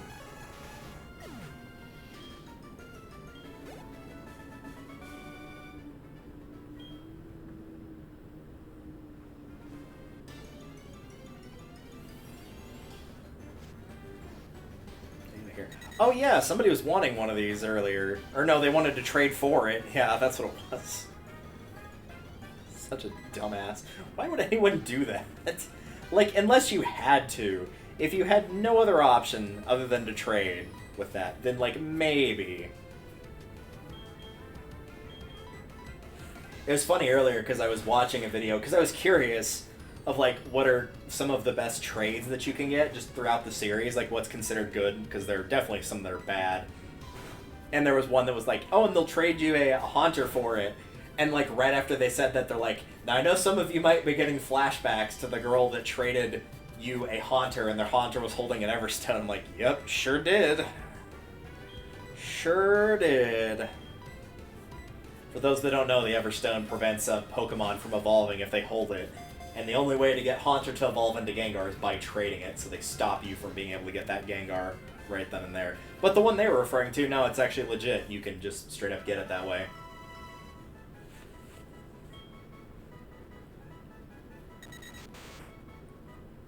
Alright, there's Doduo taken care of, which I will pass on using. Not only is it not quite my thing, I remember watching Chugga try to use one of those in XD, and I think probably to this day he considers it one of his less good choices for anybody he's chosen for his team. It just couldn't seem to get running at all. Like, no matter what he did, it just couldn't hang in there. It was basically his chess pin, is what I'm saying.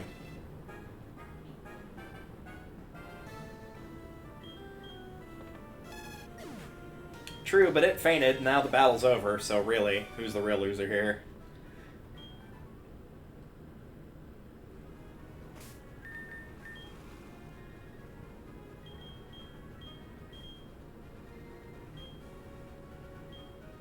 Oh, right, because they're going to be at the back, because I bought them earlier. Oh, nope, there it is. Go back. I probably should have gone to the PC and, like, deposited all these, like, stat boosting items just so there was less clutter in here. It's not the end of the world or anything, but it would have been nice to not, you know, have it in the way.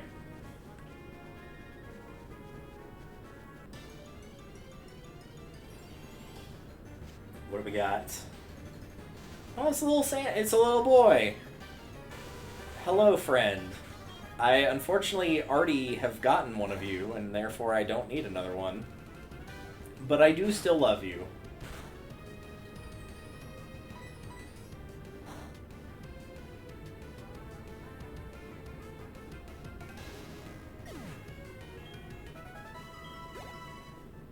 That's actually not a terrible experience for a wild level 30.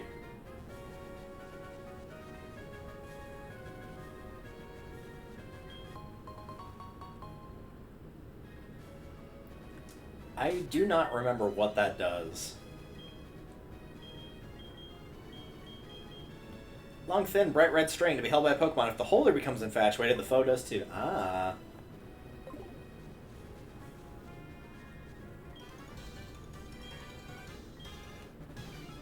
That reminds me of, like, I don't even remember where they got it from. Oh gosh, it's been so long since I re-listened or reread the Magic Treehouse, but at one point they're going through an area, and I think they've got, like, the Terracotta Army, and they actually, like, get lost because it's just such a big room with so many statues of soldiers. And each time they go, they're given an item. I don't remember if it's by Morgan Le Fay or somebody that they meet before that point in the journey. I think it's someone they meet before that point in their journey in whatever, you know, time period or location or both that they are. And I think somebody gives them a string, and so they, like, ask for help, and the string falls out of the bag. And it looks like that. It's like a bright red string, and they follow it, and that's how they get outside of that room or figure out the path to get through the room.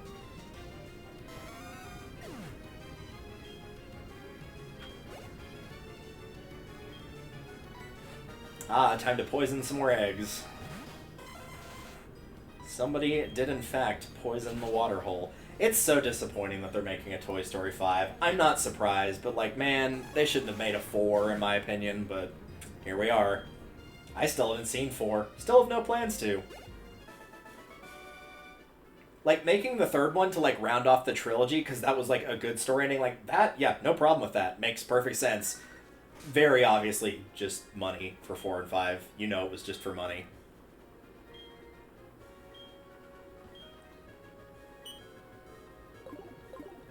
But at least we're getting a Zootopia 2, so let's hope that that is just as good as the original, because, man, that was, like, there was that one, like, small little window where we had got, like, Zootopia, Moana, like, really, really good stuff, and I'm hoping that they capitalize on that to make the sequels just as good, if not better, not capitalize on the fact that people will say, oh, that was a really good first one, and then the second one is a bit crap. Would like to have some faith, but we'll see, I guess. I know there's a leaked, like, little trailer for Zootopia 2, but I have not watched it yet. I need to. It's not like a proper trailer. It's something like somebody recorded on their phone, so we're not talking 4K HD quality here. Not anywhere close. Your evasiveness rose. Oh, well, I don't have anything in here that won't miss. Because, as we all know, if they raise their evasiveness once, that's it. You can't hit them anymore.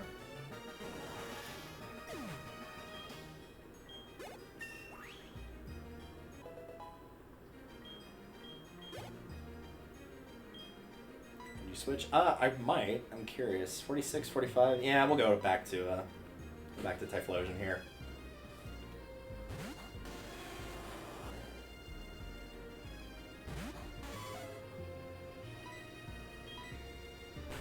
At the very least, that will keep me from accidentally getting poisoned by Poison Point.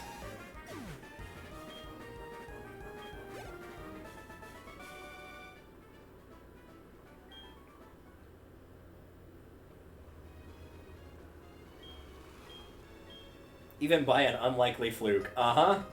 It's called the fluke of you're not high enough level. And you know what? There's nothing wrong with that. Like, everybody's got to start somewhere.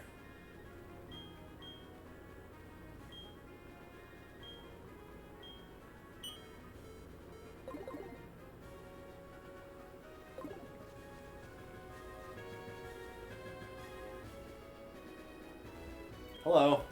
I'm feeling great today. I feel like I can even beat the league champ. I remember this guy because I saw his team and I'm like, bud, I hate to break it to you, but you're not beating the champion with this team.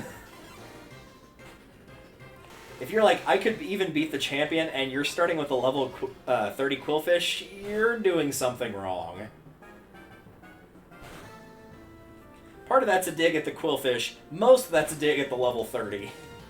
That is not going to cut it, my man. That is not going to cut it.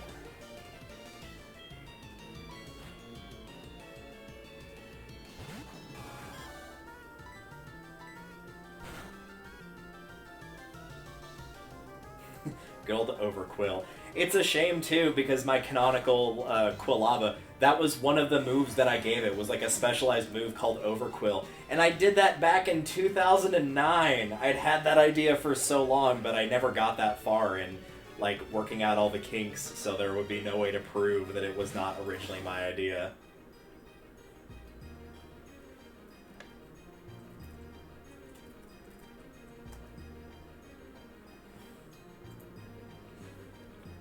My friend is currently having the best time of his life on a ferry zipping along, and what was it? I think he said 10 miles an hour? What was it? Yep, 10 miles an hour. That ferry ride's going to take about 2.5 hours.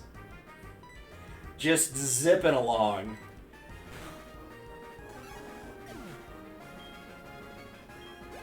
It does make me wish that I lived close to the ocean sometimes, though. If for nothing else, the fresh seafood. Gosh, that would be nice.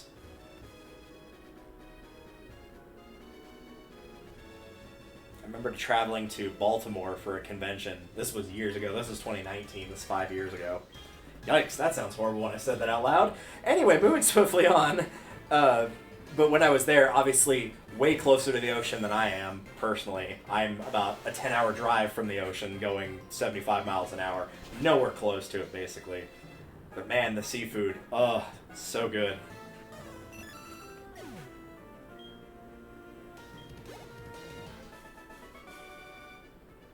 Good battle. Alright, well, I'm glad you think so. There's no polite way to say you're wrong, so I will just not say anything. Thankfully, I believe we are pretty close to a heal spot here.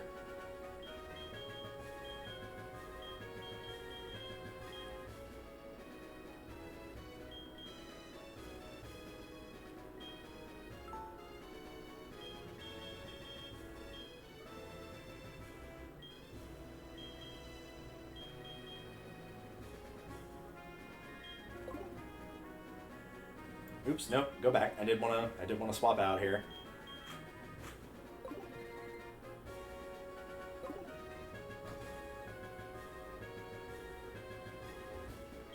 Did you think you were lucky to find a place to rest right where you needed it? Uh-oh. No, I'm kidding. I remember seeing that because I was in like a not great situation. I was in a pretty critical situation when I saw that, and I'm like, oh no, she's about to battle me, isn't she? But no, we're good. Hi.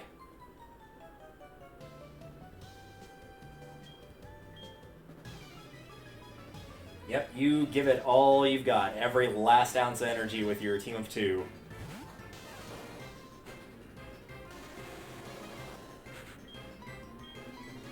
Bye, Pikachu. You will be missed by all.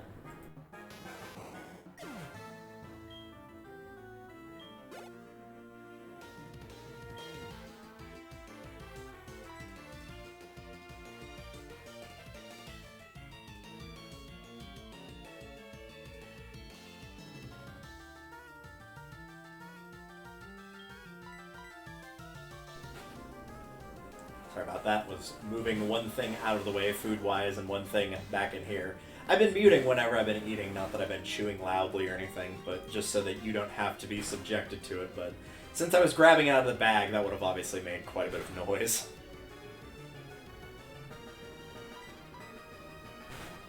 Good old Blastoise. I did truthfully want to use you, but unfortunately I did not. I was not given that option, it was taken, so had to go with Charizard. I do like Charizard too, but like, if I had had my say, yeah, I would have taken Squirtle for sure.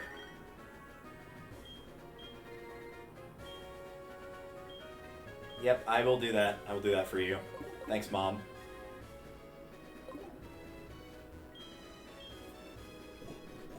It actually doesn't bother me that much. Not the my mom using money part, but like the, hey, could you go pick this thing up for me? I do that all the time for my folks. My mom can't drive anymore, so like, it's fine with me. Most of the time it's like, hey, if you like drive me to the store and like help me with getting groceries, like you can put in like $20 or $30 of groceries. Like you had to pay for the gas, you had to pay for the time to like drive me to go do this thing. It's usually when you're asleep. And like with how expensive groceries are, like heck yeah, dude. Like I'm down. I would have done it for free, but that's a nice little bonus, you know. I'm not gonna complain.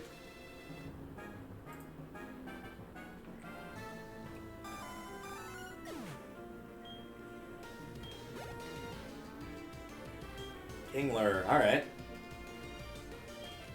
Back to Crobat we go.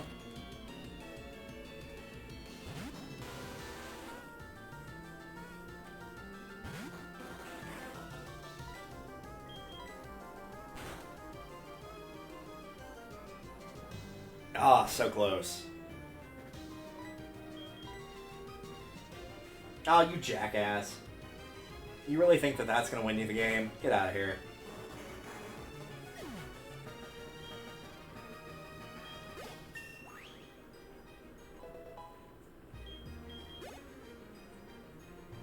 Send in Flareon. I will switch to... Well, I don't want to use Typhlosion because of Flash Fire, but I will switch to a Bree, since it is one level lower now.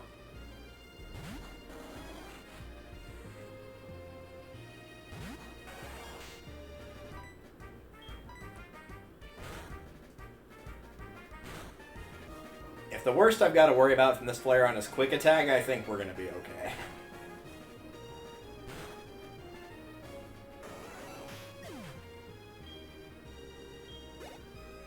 Even without the level discrepancy, I don't think there's much Flareon could have done to win that.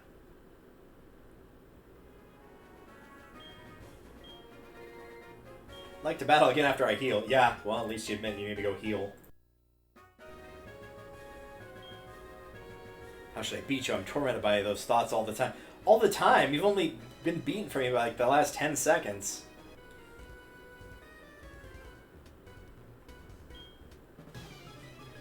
I'm going to go back and heal again as well, but I'm going to do it after I've cleared out every trainer on this route.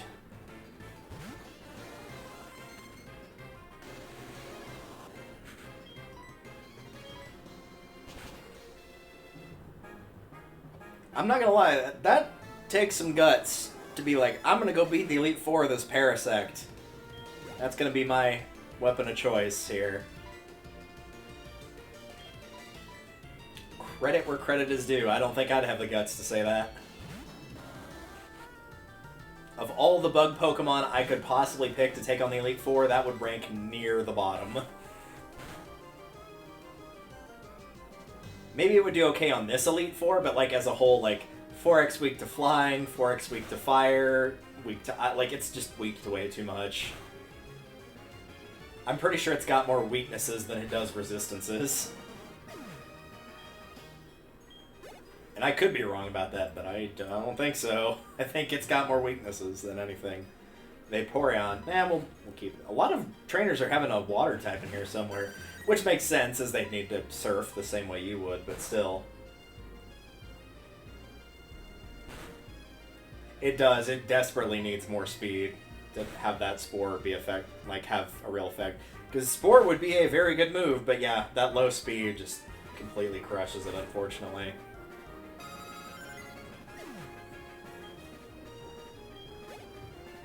Like, if I were to use a bug type, like, I would go with the obvious trio that immediately comes to mind, which is Scyther, Pinsir, Heracross are usually the first three that come to mind for early gen bugs that are pretty good.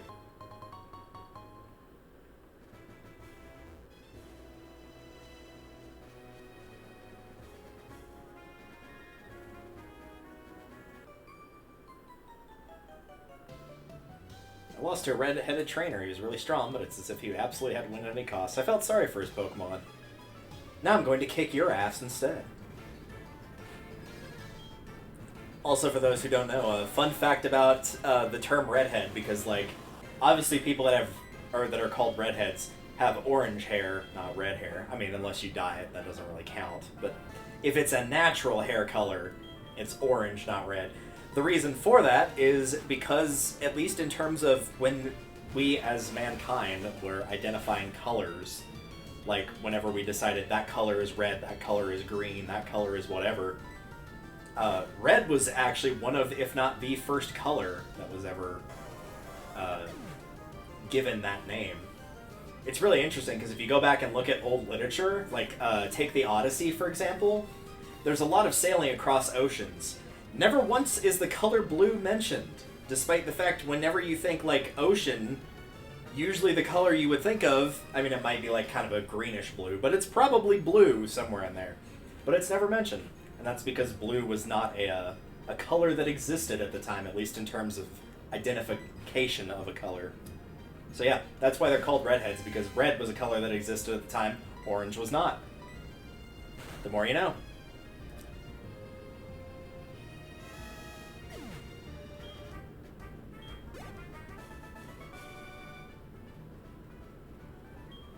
Pokemon aren't tools of war. No, they are not.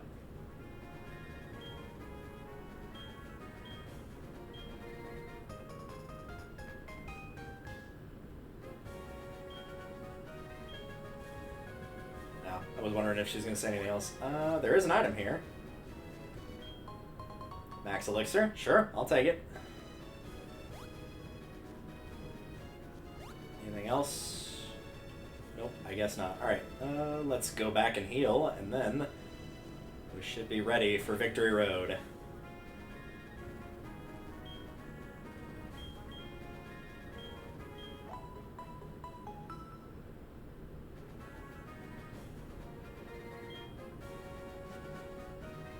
Thank you so much. And let's see. 45, 46, 47. Yep, that will keep Typhlosion out in the front for now then. I'm aware since it's a cave, it might have a little bit of difficulty since it's... We'll likely be seeing Geodudes and Gravelers and Onyxes, same as we would normally. But it'll be able to take the Zubats and Golbats, no sweat. Yep, we're good. Bye. This way leads to Mount Silver. You'll see scary strong Pokemon out there. You're not ready for it. I kind of want to prove him wrong, but also, like... Yeah, we can't go to Kanto right now. Oh, he won't let us. I was like, I want to kind of try, but...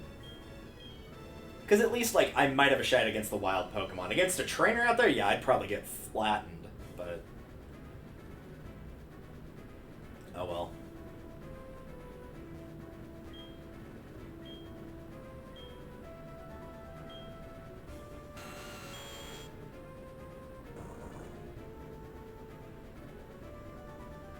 Gonna do a casual little walk, because while I would not mind the experience from the wild battles, that doesn't mean that I need one every 6 steps.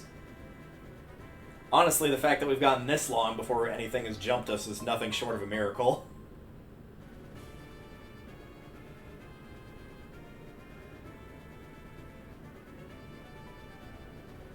Now I'm just waiting for it, but it ain't happening. I don't have a repel up. You did not see me put one up. Wow, that took a long time.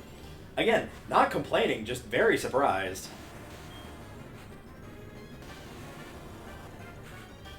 Alright. Is he gonna do it? He did not. Wow, I'm surprised.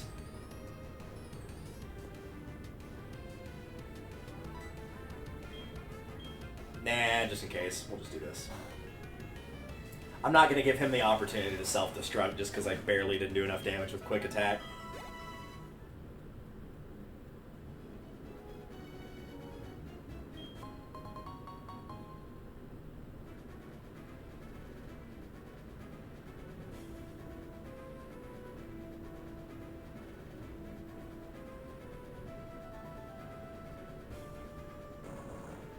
I think this is just, yeah, for an item. Don't actually have to go this way, but I'll take it. Might be a Max Revive or something good. Or an Onyx, sure. In the cave that I was training, just out of random stuff to talk about, in the cave that I was training, which was the cave that was just before going to the Safari Zone, you can actually find wild Steelix there and catch them, and I did do that because I was in there for quite a bit of time. Ooh, that might be tempting. Everybody knows that's ever played Silver and has dealt with Whitney knows about how much of a pain this move can be. But unfortunately, it doesn't have an accuracy of 100, therefore it will miss all the time. So I'm going to pass on it. If I were to give him like a rock or ground move, it would be Earthquake, almost assuredly. But yeah, normally you have to trade Onyx while holding a metal coat, but if you can't or don't want to trade or can't get the metal coat, can't find it, you could just find a Steelix there and skip that altogether.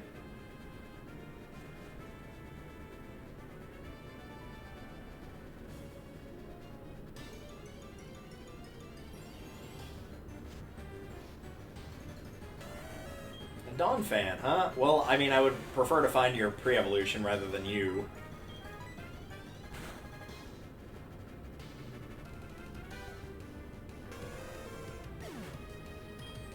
Could have sworn he was part ground, or all ground, and therefore shouldn't have taken extra damage from that, but I'm not sure. Okay, so yeah, I do have to get around to get to that. Yeah, if we could find a Fanfy, though, that would be nice. One less thing for me to do.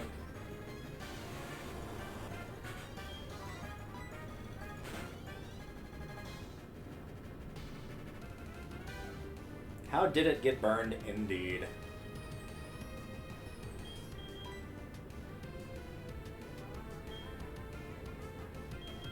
Don't mind me, I'm just gonna switch and let that burn kill you. If I had been leveling up the Nidoran, I probably would have jokingly sent it out and then watched Golbat use Confuse Ray like an idiot and kill himself. And then that Nidoran would have gotten, like, what would that have been? 780 experience?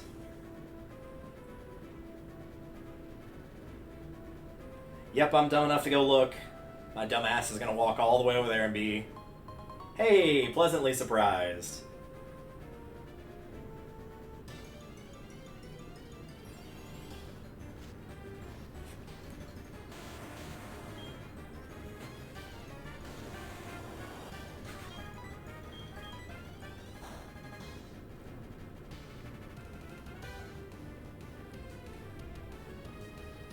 Oh, good, because that actually did, like, a pretty decent amount of damage. Granted, one of them was a critical hit, but still.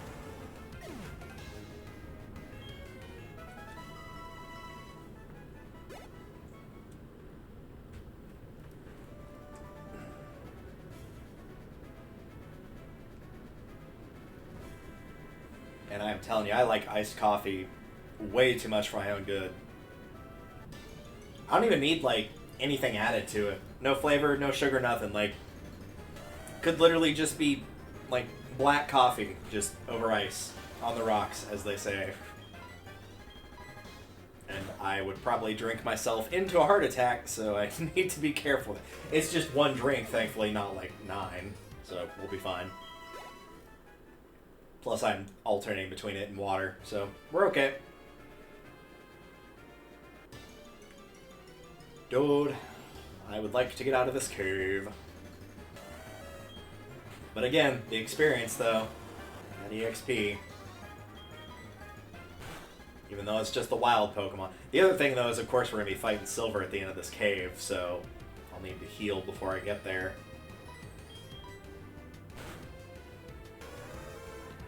But even healing aside, I would want to be careful with power points before getting to him, even though he's probably not going to be that tough.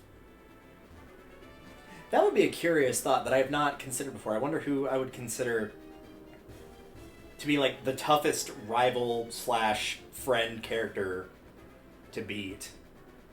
So I feel like it's probably not Silver, honestly. Not from what I've seen thus far, anyway. But I wouldn't include, like, Red in this game, because that's just, like, a one-off bonus fight. I'm talking, like, somebody you repeatedly get challenged by. So, like, Gary, Silver, May, Barry, like, all of those characters. There might be an item there. Nope. That's probably just an area where you fall, I would wager.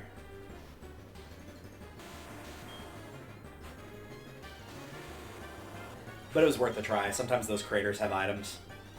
Like the one that's in Fall Arbor in Gen 3. Always remember that one because it's a nugget, and that sells for quite a bit.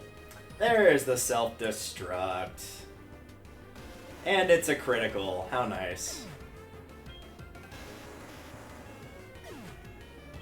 There you go, Graveler. Are you proud of yourself? Is that everything you could have ever wanted and dreamed for?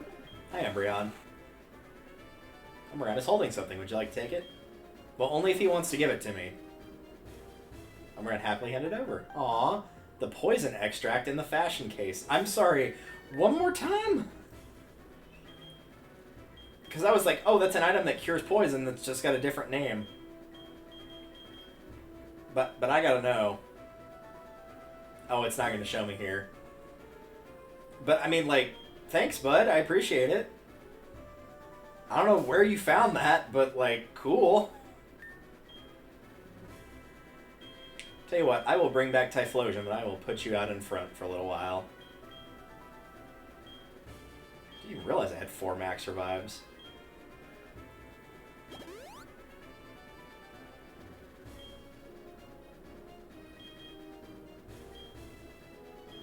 that might be a good time to burn up that potion that they gave me for some reason that I'm sure was important. That's going to be little Timmy's potion that he lost, and he's going to destroy me for using it instead of handing it over to him. I don't know.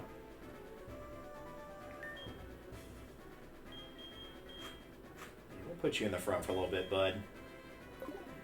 He can keep the amulet coin because other than silver, there are no trainers in here. They even lampshade that whenever you get to silver.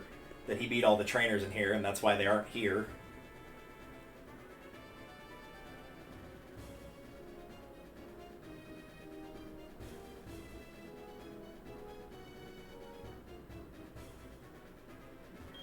There's the exit.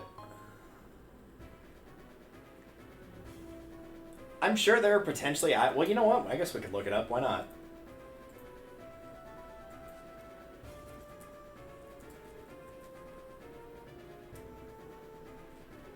That was an interesting related search that just popped up there.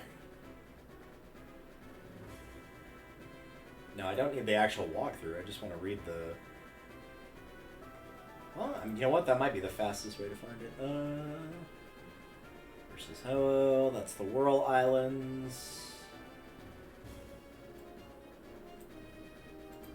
I searched for Victory Road, and it brought me to a section of the walkthrough that Victory Road was not in.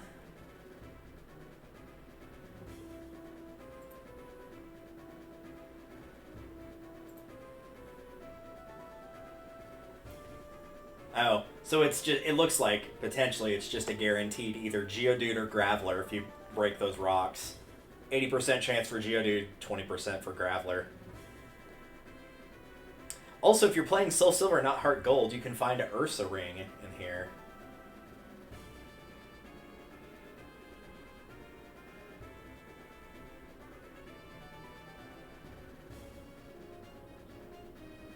Oh, it actually does say...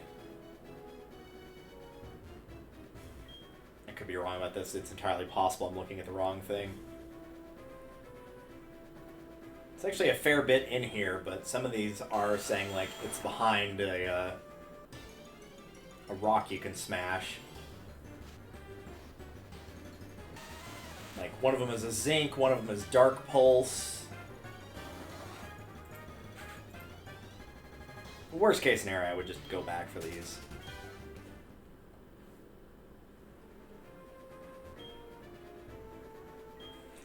I mean, it could be in the rock. I know it says behind it, which behind and in are not the same word.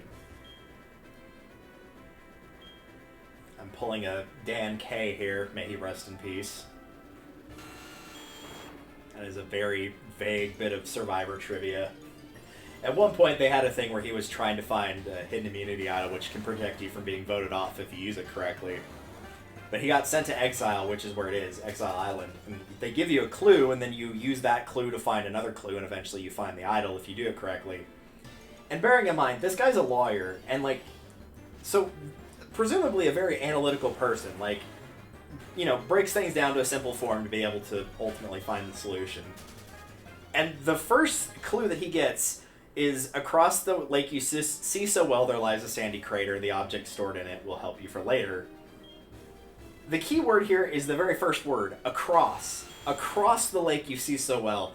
And this guy goes, it could be in the lake, and it's like, what part of across did you not understand? If it's across the lake, it's not going to be in the lake.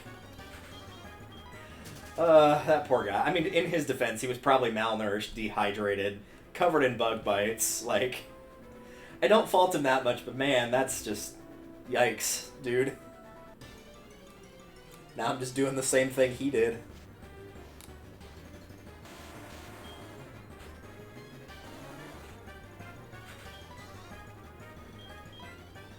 We'll just try to bite him to death here.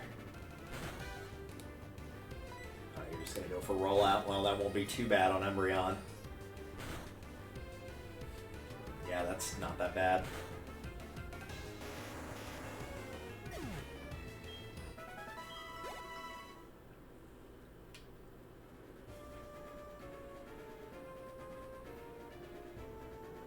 Whee! Oh, that was for an item. Can I get back over there? I didn't think so. Well, that's unfortunate. I mean, I probably can get back there. It's just going to be a bit of headache to do.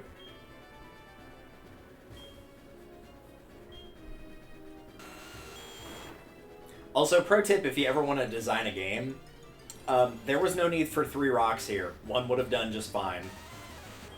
Like, you already definitely have Rock Smash at this point. Even if this is like a, hey, you should come back to this later when you have it. There's no need to add the other 2. Like, whether there's 1 or 3, you will either have or not have Rock Smash. And you will or will not be able to reach this. There's no point for 3 of these being here.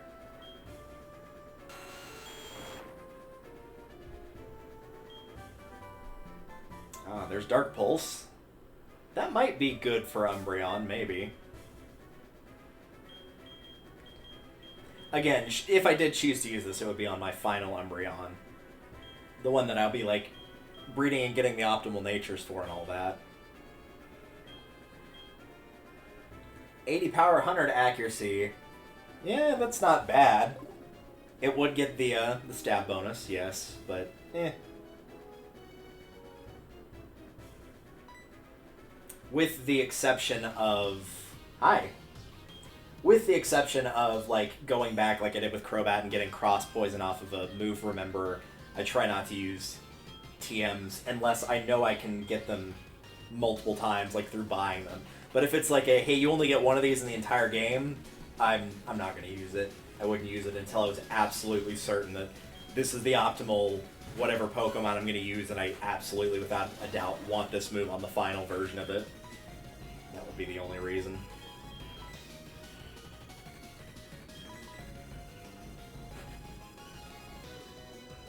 Alright, let's see what your plan here is now that I've switched out.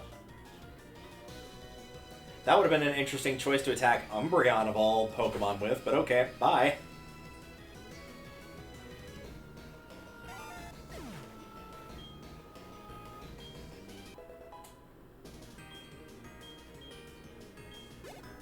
What's next? I'm going to assume, yep, for Alligator. Usually if you put your starter out there, they'll pick their starter directly after. That's kind of a running thing with most rivals, I'd wager. Because they see your fire, grass, or water and think, oh, nice, now I'll be able to use my water, fire, or grass and completely destroy you.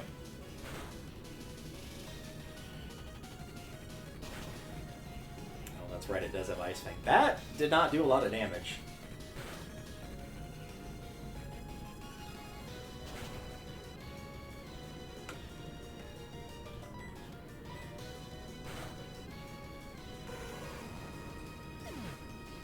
That's the starter down. Kadabra. Nah, we'll be fine. Probably not. It'll probably smash me with a Psychic attack, but at least we've got Bite here. Nope, didn't even have... I was going to say, also Kadabra's defense is like paper thin, so I'm not too worried about it.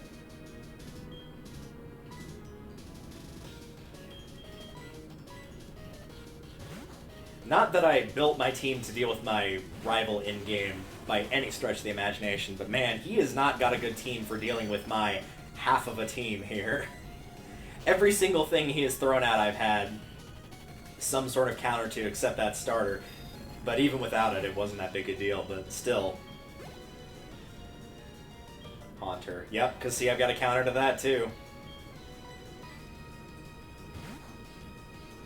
he's still got one more after this, right? Yeah, he's still got one more after this. But that's still 4 out of 5, like... You'd think with me only having 3, he would have a little bit more luck in that department, but I guess not. And his last one is Golbats. I guess technically I don't have a counter for that. But still, 4 out of 6.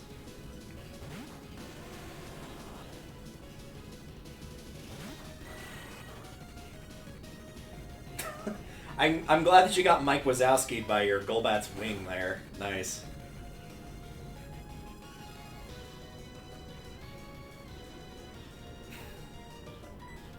Just keep Mike Wazowski'ing him. He'll be fine. That actually happened to me once when we were getting together, and I'm actually looking at it on my shelf right now. I wouldn't really say it was like a family portrait. It was definitely like a full family photo, like on my mom's side, like my grandparents, my mom, and all of her siblings, and then all of her siblings' families. And they had one that they took... They had, like, one of everybody that you could see everybody in. And then they took 2 others that they had with me. One with actually my grandparents, and I don't remember the other. It was probably one with my parents, I would guess. But on both of those other ones, like... The crease where the book opens is, like, right in the middle of where my face was. And they're like, oh no, we have to change it. I'm like, are you kidding? I couldn't have asked for a better picture. This is perfect.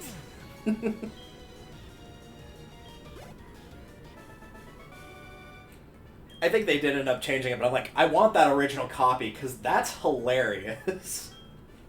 As somebody who hates getting their picture taken, that's a 10 out of 10 picture right there.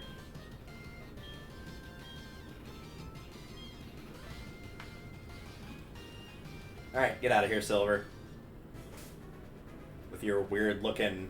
I can't ever remember the name of the Pokemon. It's like... It's got that shape that its hair does. It's purple instead of red, but... It does look like that.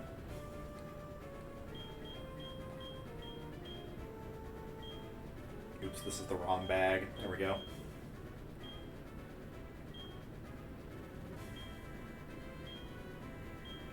I thought I'd bought more repels. I was going to go back and check. And see if I missed anything over here. I guess we can do that real quick. Still gonna get interrupted by more fights, but that's alright, I guess.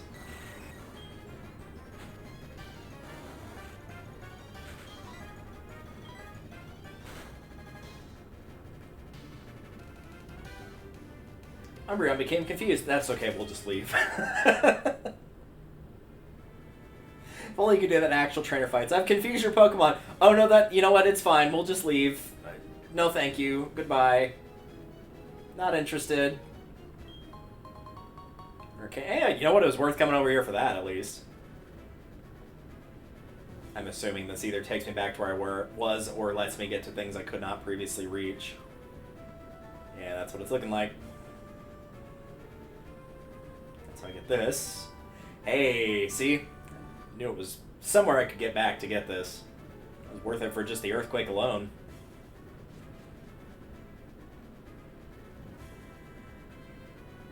When you think of strong ground type moves, that is like the move that comes to mind.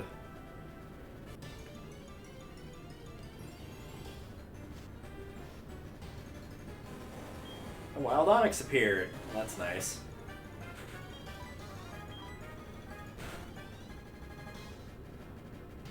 I was about to say, that did a lot more damage than I was expecting. That would explain why.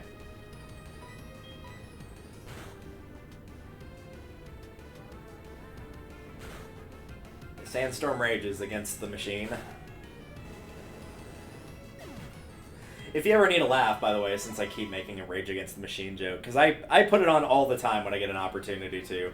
There's a hilarious mashup between Rage Against the Machine and 1,000 Miles by Vanessa Carlton.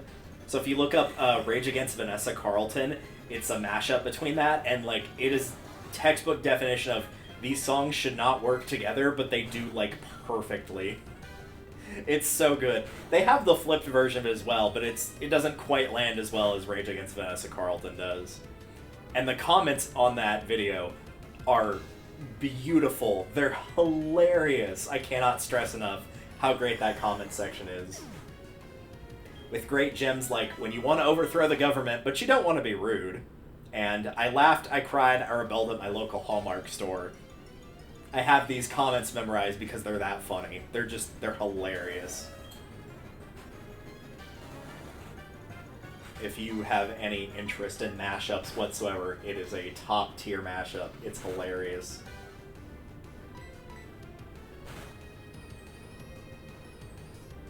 Magnitude 5. Wow, that did like almost nothing.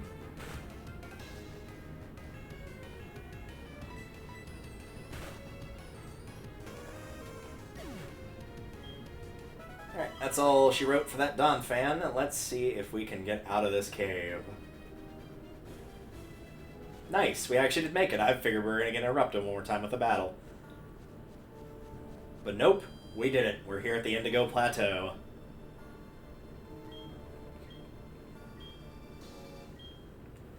This is it, where the boys become men. And the men become champions.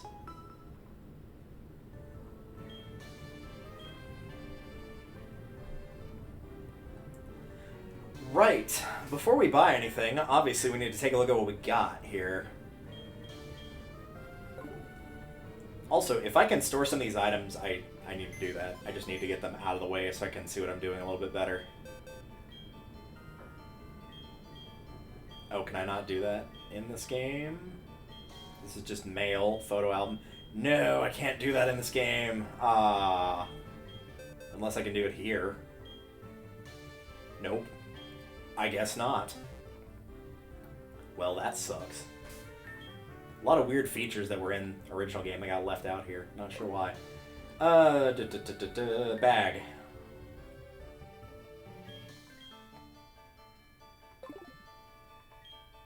Okay, we're just gonna, like, start by moving all the ones that I'm actually going to, like, without question be using. We're gonna move all those to the front. Or, like, at least have a better chance at using. Which means that all of the stat boosting stuff needs to be moved to the back.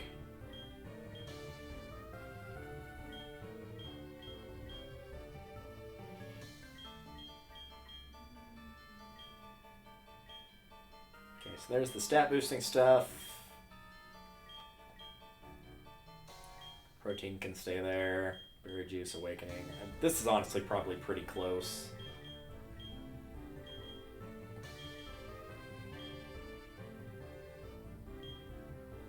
Should probably go in order, honestly. Alright, so Super Potion. Hyper Potion, because it just moves it back one, essentially. So we're just going in order here. Max Potion. Nope, I don't want to do that. I never bought any of these, by the way. These were all ones that I found.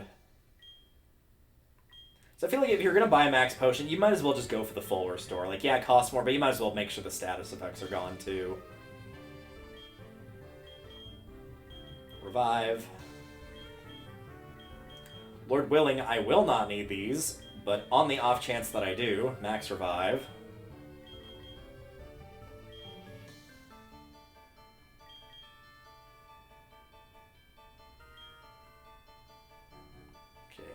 That's all the moves, so the Ether is the one we need first here. Actually, we'll do these first. So that's full restore.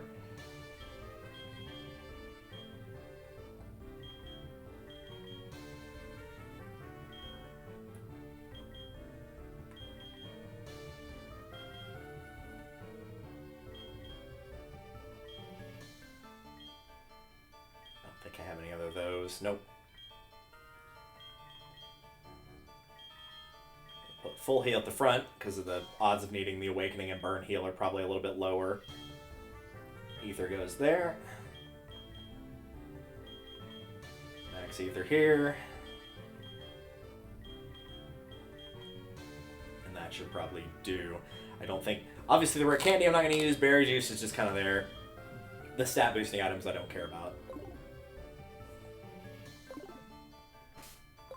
We'll be able to check this in a second, but first... one thing I'm definitely doing is these gotta go. I'm not using them. I have no plans to use them. This is just money that is sitting in my bag for no reason at all. Okay. Now the big questions. I should buy some of those, but I won't. I'm not going to buy a lot of these, because I don't think I need really that many. I don't remember that being an issue of, like, getting nailed with a status effect. And probably if I did, unless it was really debilitating, I would probably just full restore to get the health back at the same time.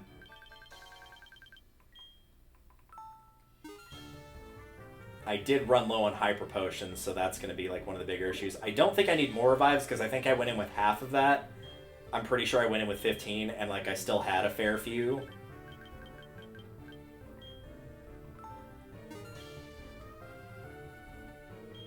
So I'm going to say that will hopefully do it. I am at the very least going to pull up the Elite Four. I'm not going to look up their movesets, but I'd at least like to know what I'm dealing with the specialty type going in. So Psychic is first, so therefore I've got a pretty good choice right here. I did say I was going to look up where I could find, if I can get them yet, either the black glasses or the charcoal. So I think I'm going to do that, but first I'm very quickly going to use the bathroom, and then we'll figure out where we're going from there. So I will be right back.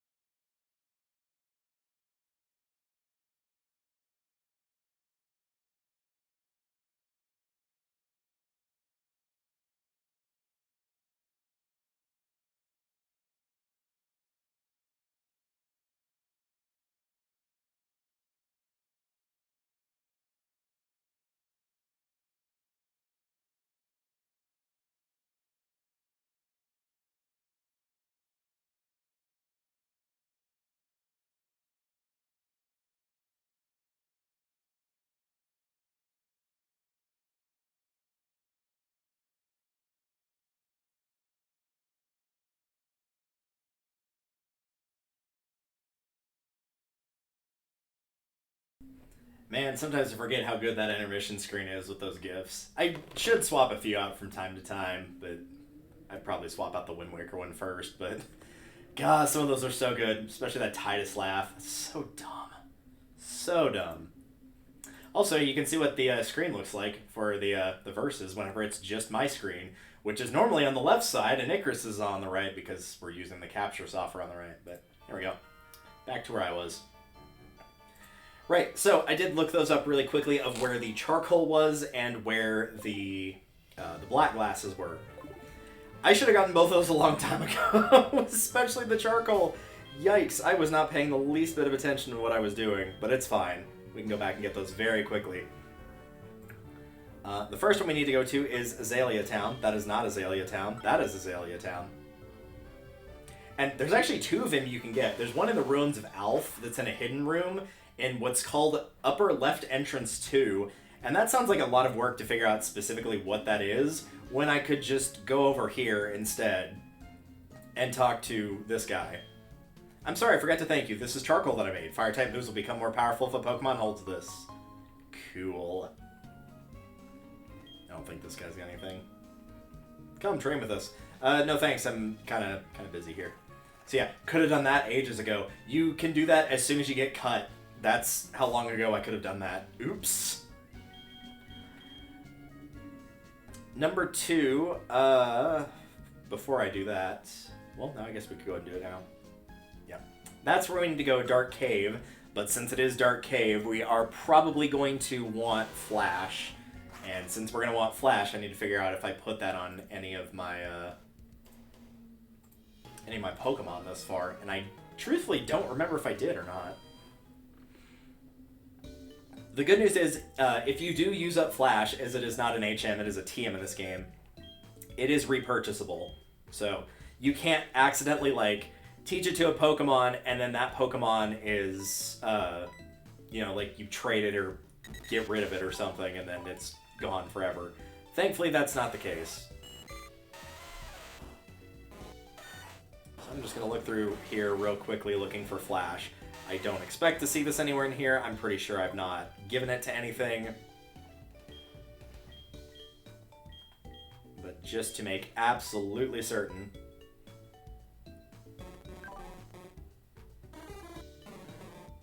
Try not to go through this too quickly here and then inevitably not pay attention to what I'm doing and make a mistake.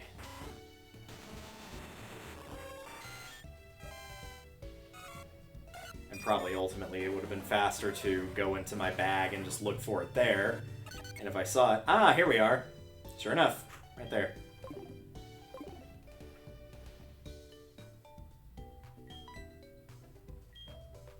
We're gonna move you with,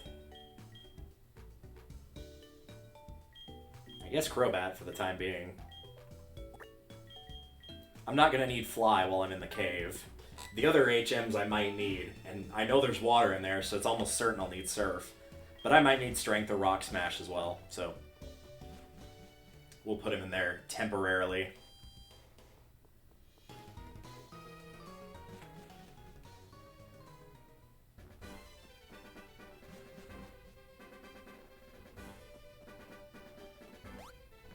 And we'll grab this, why not?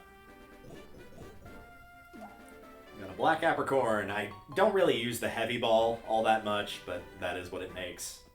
So if you're trying to catch Pokemon that weigh a lot, those are sort of recommended. I don't know. The specialty ones look cool and all, don't get me wrong, but I don't know if I would recommend using them per se.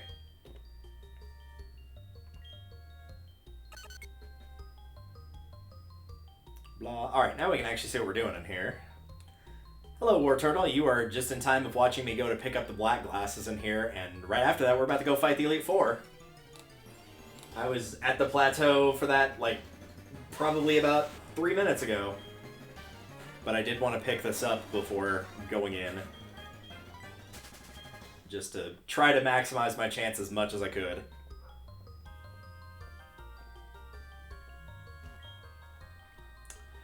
No, but that's only because I see an item here. And this might be it. I don't think so. But we'll see. Thank you for the luck. I'm gonna need it because whenever I manage to do it on Black Flute, oh, that might come in handy. When I managed to do it in the verses, probably should have lost that fight to the champion, if we're being perfectly honest. He just made some, like, mega dumb mistakes that I wouldn't say let me win, but they definitely didn't help him at all. I still can't believe he attacked my Nidorina with a physical attack when he could have used a special and poisoned himself. Baffling. Truly baffling. From an AI standpoint, it's not that much of a surprise, but man, from a canonical standpoint of like, wow, the champion should have known better than that, yeah, pretty dumb.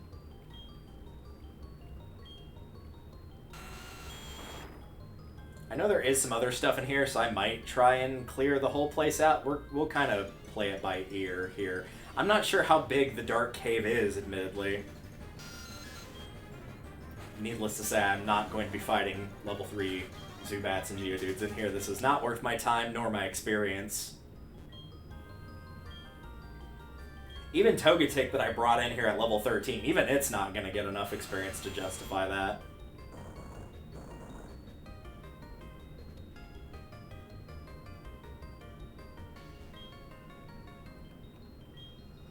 Really, I don't even know which way is the quote-unquote right or wrong way to go in here, so we're just kind of poking around. I do have an escape rope if I just get, like, completely butt-puzzled here. Oh, hey, Dunsparce, I've already caught one of you.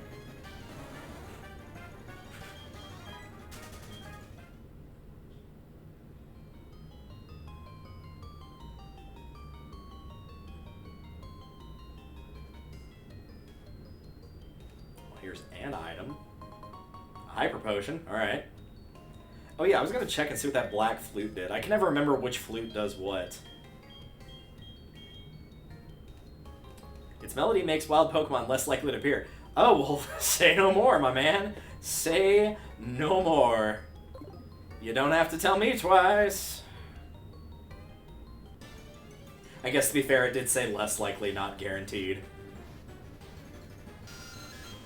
Zubat, away with you. I think this is the cave where I caught my Zubat. I do not need another. I'm good. Like, it has been caught, it has been raised, it has been evolved through happiness. It has gained over 40 levels. Probably 45 levels at this point. I do not need to do that a second time. I'm okay. Dire hit. Ew. Man. I don't need that.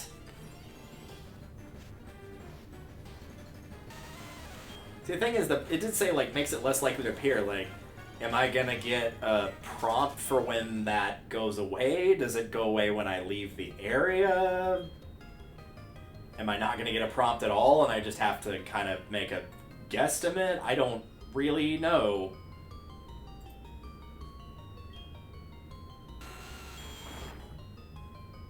My ROM hack Nuzlocke run after you. Nice. Which game is it, out of curiosity? I know it's a ROM hack, but is it a hack of a specific game or like a standalone?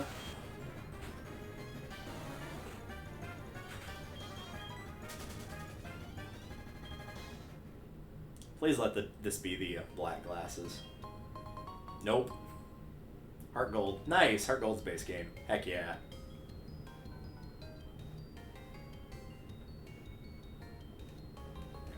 Unfortunately, I've got to loop back around here if I can. It might have also been in that surf area. I may have just straight up gone the wrong way, which would not be the worst thing in the world in terms of me trying to figure out where I need to go. Yeah, I think that's what happened. I think I need to go through that surf area. Hi, Zubat. Don't mind me.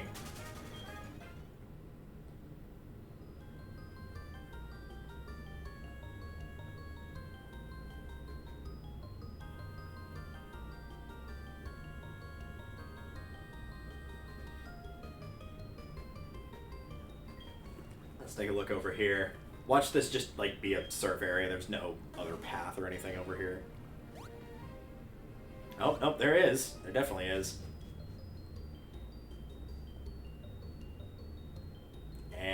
There's no way for me to progress in here, not through this side.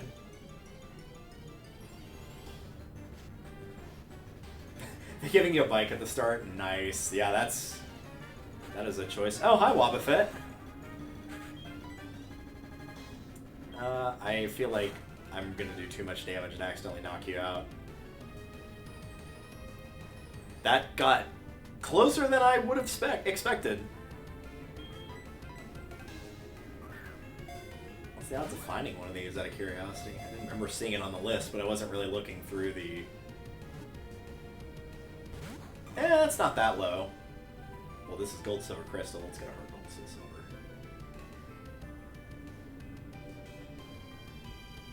Yeah, 15%. That's not that. Not that bad. Alright, where was that thing about the black glasses? I saw it earlier.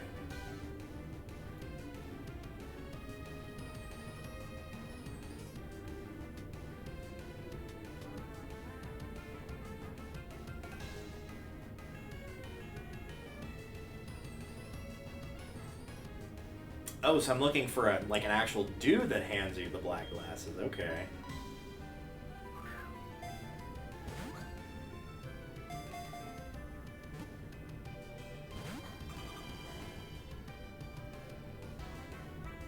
Yeah, I might have to come at this from the other side. Man, this Wobbuffet does not want to get caught.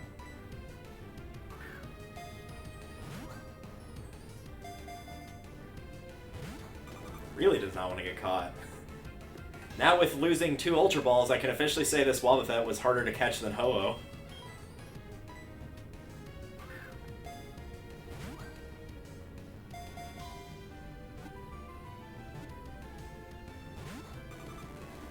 Yikes.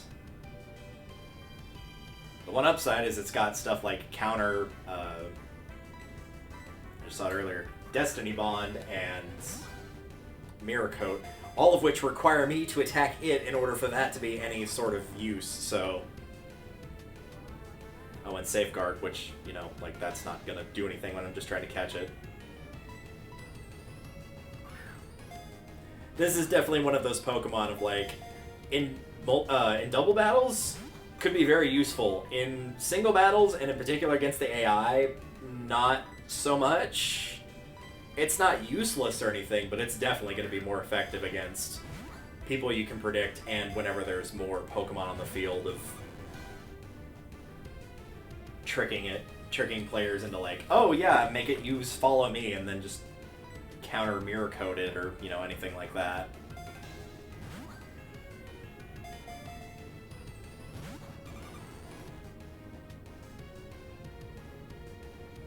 Yeah, you can try to take Umbreon with you, but it's not gonna happen.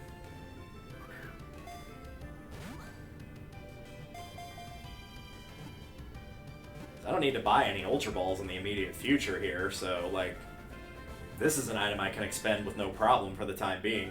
Even when I do need to get more, by that point I will have defeated the Elite Four, so I'll have plenty of money. It hates light and shock. Same, bro. Same. If attacked, it inflates its body to build up its counter-strike.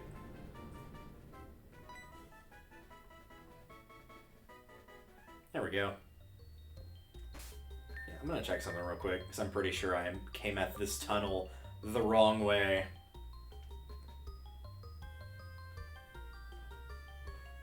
So this is the route... Oops, that's the wrong thing.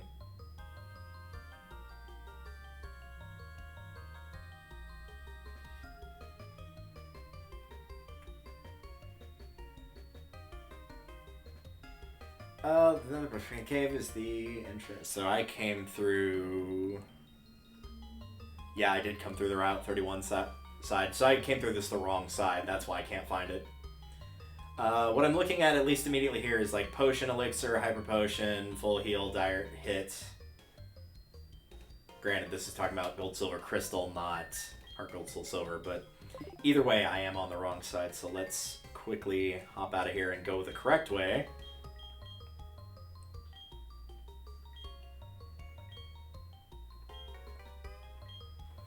Like I said, never hurts to have an extra little excess of these things.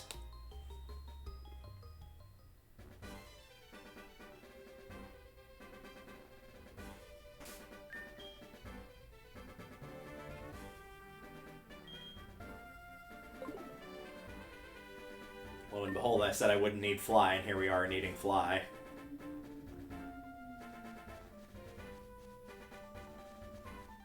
What am I talking about? We don't need fly, we can just walk all the way there. Yeah, I'm not doing that. There is no amount of money in the world that could get me to do that. I mean, there probably is, but...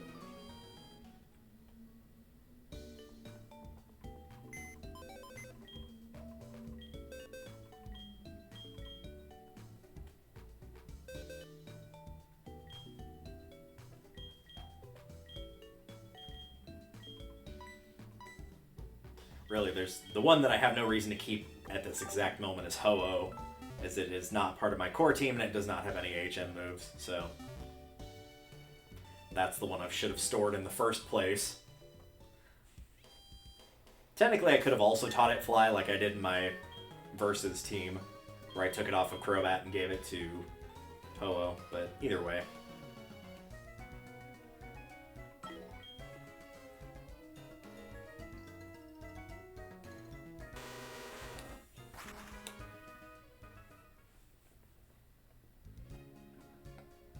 So now, here's the weird thing. I don't remember there being a cave, unless I just, like, straight up missed it, which is entirely possible. In fact, that's almost assuredly what happened. Because it was definitely to the south of the town, so it's, like, down here somewhere. Oh, yeah, like right here, maybe? Lord. Oh, I probably just did walk right past and was like, oh, that's a cave, we're doing that later, type of thing. So I guess technically this one I couldn't have had for too long with the black glasses. The charcoal I should have had forever ago, but I get a slight pass on this one at least.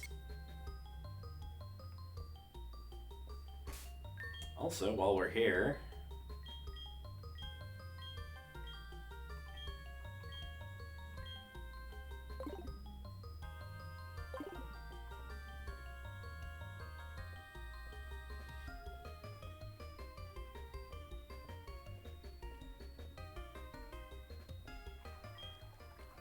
Yep. Surf away, my boy.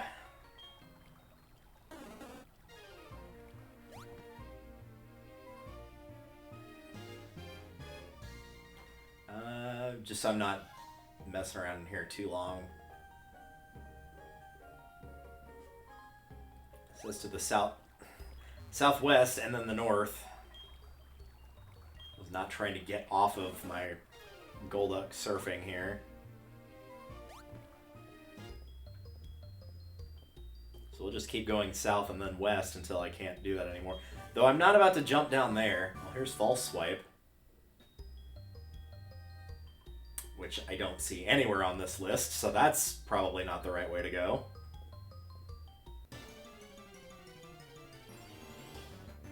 Are the Pokemon stronger on this side out of curiosity? Oh, they are, so that's something.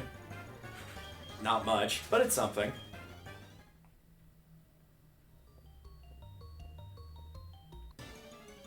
Did I not play the flute? Now all of a sudden they're all over the place here. Grappler, I definitely don't need to deal with you right now.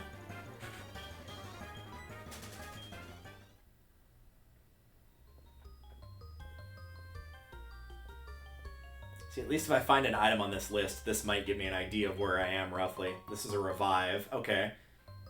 So that's directly south. This said to go southwest and then to the north. So maybe it meant like partially southwest into the north. So that spot that I landed on by accident might actually be the correct way.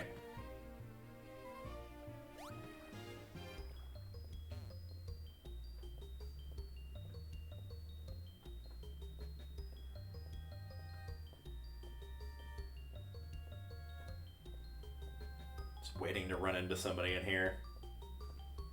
That's probably him up there. I think I just saw him. Gotta go that way, it looks like. That's probably gonna lead to a ledge. Yep, I don't want to go there.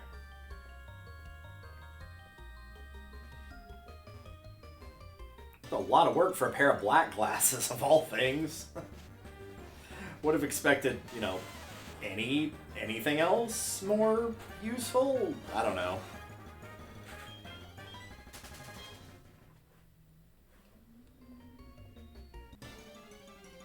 No, I'm nearly there. Just let me go pick up the glasses, then we can go fight the Elite Four. No, not the Graveler. The Elite Four.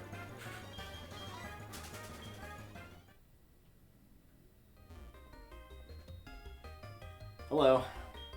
Whoa, you startled me there. I had my black glasses on in the middle of a dark cave for some reason, so I didn't notice you at all. Yeah, this guy's not weird at all. Well, we got what we needed. That's the important thing. Yeah, look at those shades. Surely somebody is drawing Umbreon wearing a pair of black glasses, and if not, somebody needs to get on that, like, now.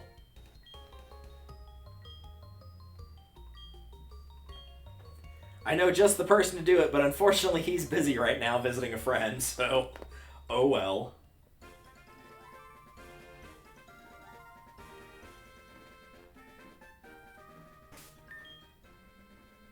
Alright, so we've done that. Let's... The fate of many trainers aiming for the top rests here. Yep, their fate rests here behind a tombstone that reads, Gary was here, Ash is a loser.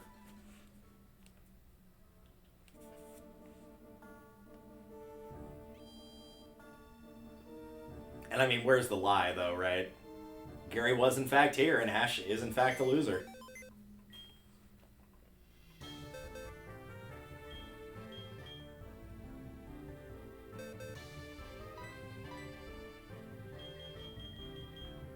Alright, we'll keep Togetic over there since it does no flash. It would be good to remember where that is exactly.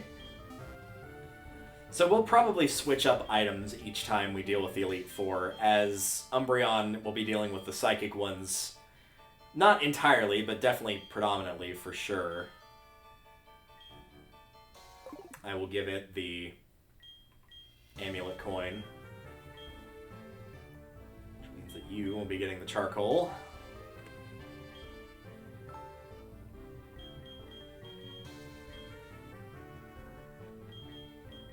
Also gonna go sell the Nugget and Star Piece and other stuff, just so there's a little bit less that's clogging up that part of the inventory.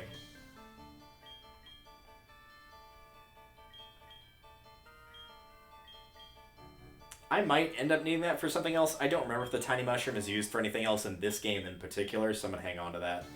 The Star Piece I can get rid of. All three of the Nuggets that I've had for way too long, apparently I can get rid of those. I just doubled my on-hand cash right there. There we go. That at least took it down to 4 pages instead of 5. That's all link stuff that I don't need. Alright, no more stalling, no more excuses. Time to put up or shut up. Or hit the wrong button. That also could happen. They are really tough. It was more so the champion that caused the problems last time. The Elite Four actually weren't that bad.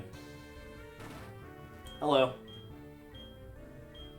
I'm sorry, I didn't get to read your name because I literally went through it that fast. I think it was Will.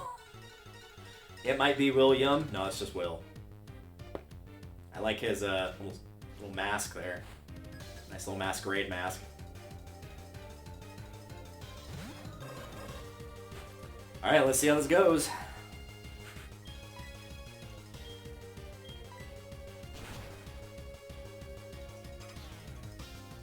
I'll probably try to balance out Bite and Feint Attack just so I'm keeping the PP consumption where I can use either if I need to try to go for a flinch or go for a guaranteed to hit move.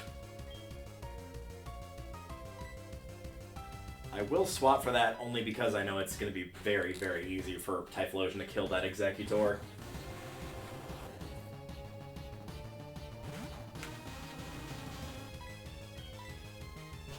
Crush that sucker like a bug on a windshield.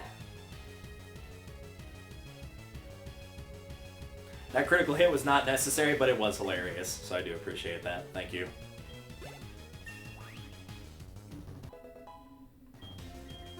He just really wanted that level. I mean, you know what? That's fair. More power to him. Not just because he's the first one, but this will also probably be the easiest of the four, because even if I were to lose Umbreon, I still have Crobat that's got Bite as well, so...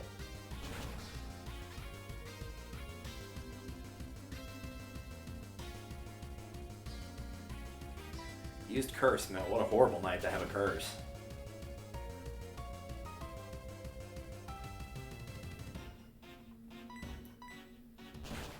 Dude, if this guy uses Curse again, like, even my HM slaves are going to be outspeeding him.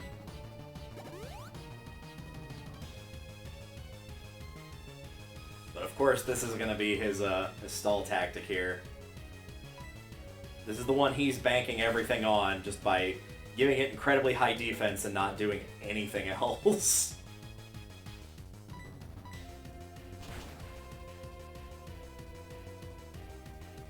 Sir, I don't know how to tell you this, but eventually you're going to have to do something else. You can't just, like... I don't think he can lower his speed any further or up his attack and defense any further. I think that's it. I think that he's gone as far as he can go. Nope, he's still going. Okay, alright.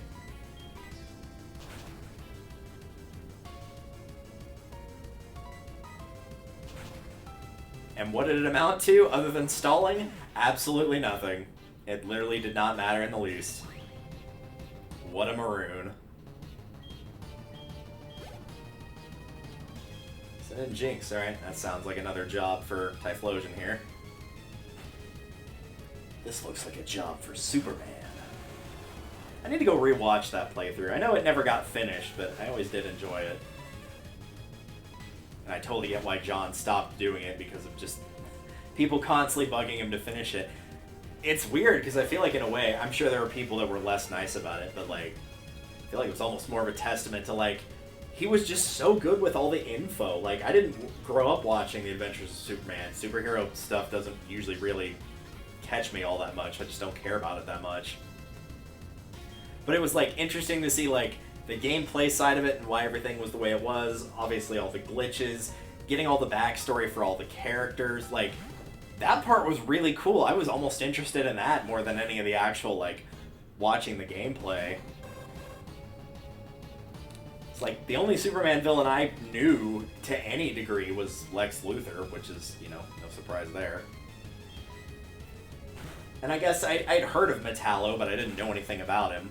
But all the other characters in that, I'm like, no, I've never heard of any of these characters, like, at all.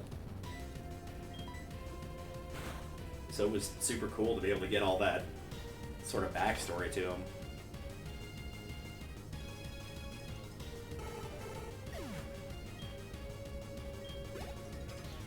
And there we go, Will is down.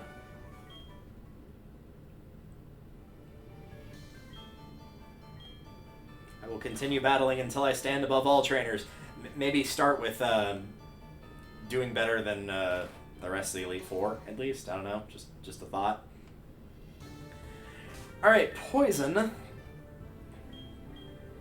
is the name of the game here.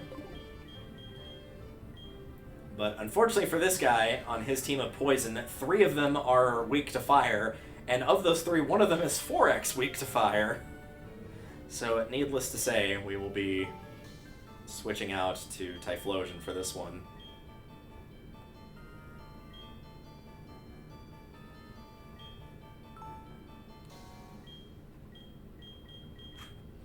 So, wager after his Ariados, if he starts with an Ariados. I'm assuming these are going in order. He did start with a Xatu last time, so I'm going to assume the first one on this list is probably the first one he'll use.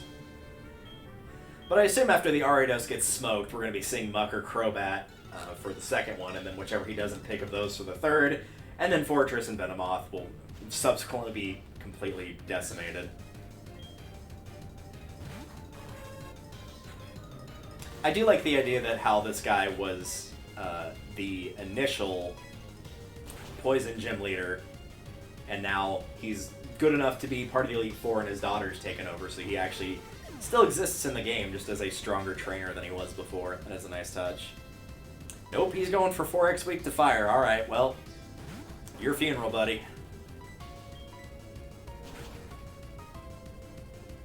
Also, I'd like to point out that Fortress is not a poison type. It is a dual type of both Steel and Bug, and last I checked, neither of those are poison.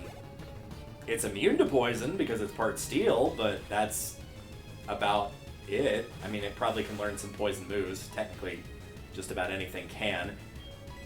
Because if you're compatible with TMs, you can learn Toxic, so I guess therefore everything can be poison. Or badly poisoned in this case.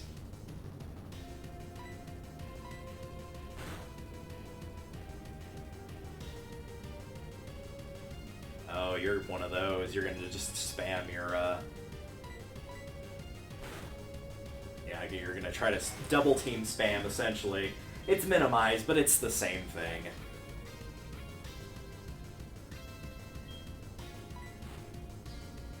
I hate to watch my Pokemon stand here and get poisoned, but at the same time, I'm quietly confident that if you would stop spamming your double team, sir...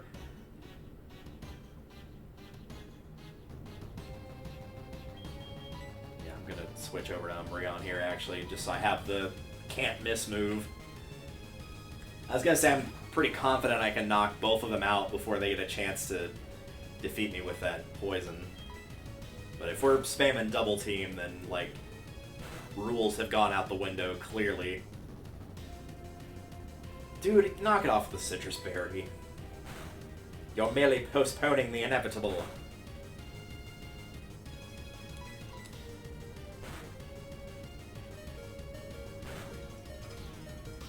And that didn't do enough. So we're gonna mutually together. We're gonna do this together, alright? We're gonna go to our HP. And we're gonna completely heal.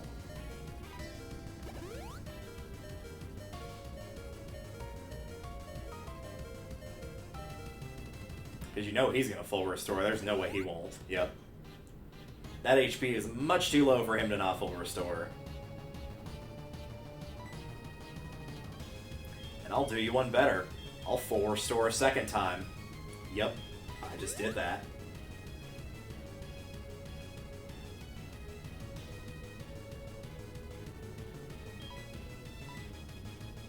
Yep, by all means, double team away. This is specifically why I kept Feint Attack, is because of people like you.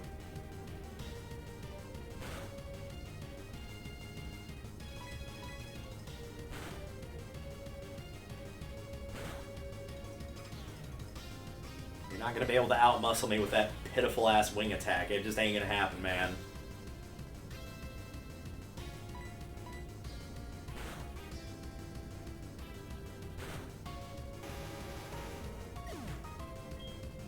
I think that just leaves Venomoth, correct?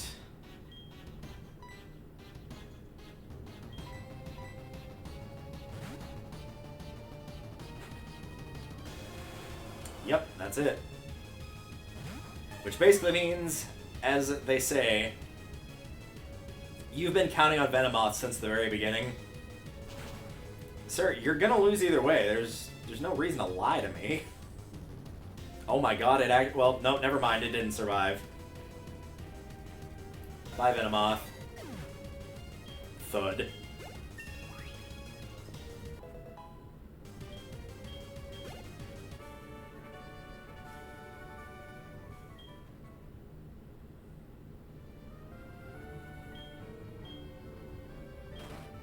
Alright, 2 down and 3 to go. Number 3 is... Fighting, which will of course be Crobat's forte. Looking at this, the only one that it won't quite work on is probably its Onix, or his Onix rather. But overall, he should probably be just fine.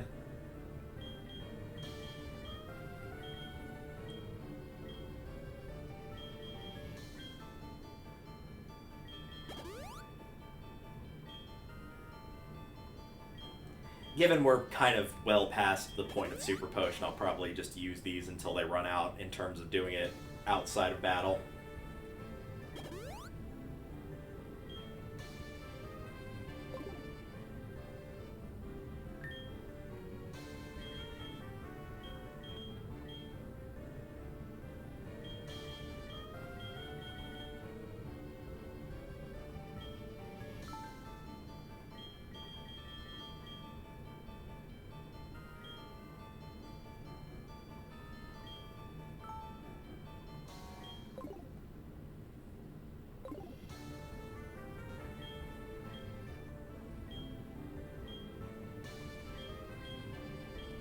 Hoo-ha! Alright, show me what you got. I like that they kept his line basically the same from Fire Red. He said pretty similar there.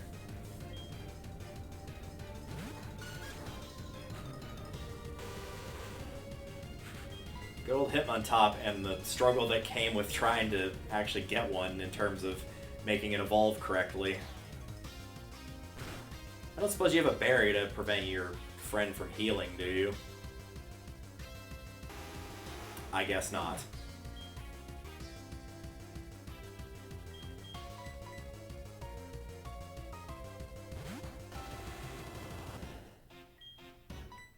Well, since we know what's about to happen here...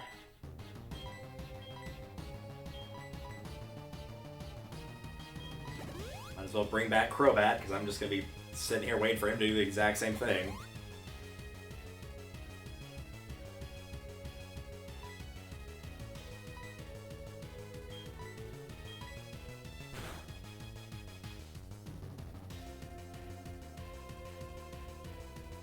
Oh, you burned your way underground? That's nice. I'll just switch into a flying type and not let you do that. Bye! Oh, what a fool.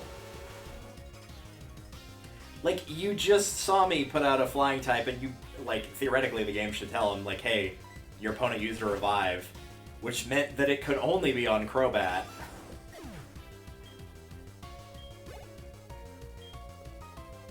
Got him. Yeah, Hitmontop is probably my favorite. It's just getting that evolution is hard to do, that's all.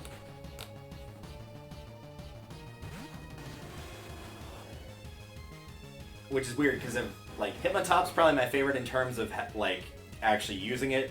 Hitmonlee is my favorite of how it looks, and Hitmonchan is my favorite because I watched a lot of Jackie Chan growing up, both the cartoon and, like, actual Jackie Chan movies. So really, all three of them have, like, something that I like about them.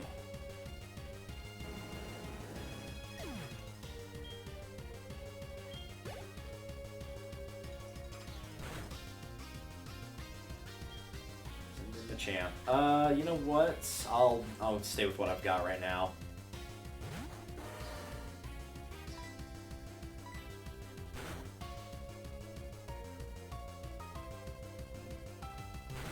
Ooh, that's going to be unfortunate, though, because that burn's going to take down that attack a lot. Also, yeah, I guess the Sandstorm is there, too. Man, enough with that.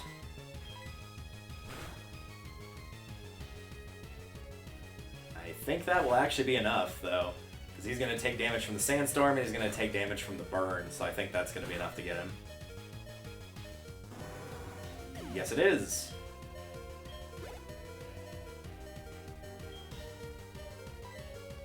Switch now. 1902 experience as well. To think the airplane was going to be invented the following year.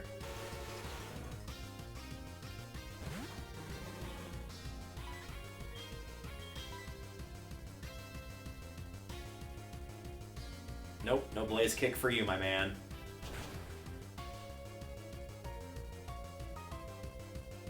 Hey, there we go.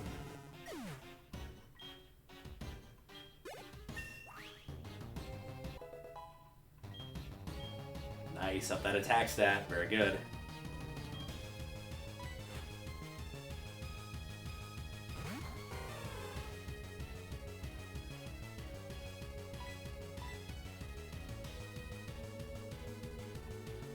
Probably a good thing I used Fly to dodge that.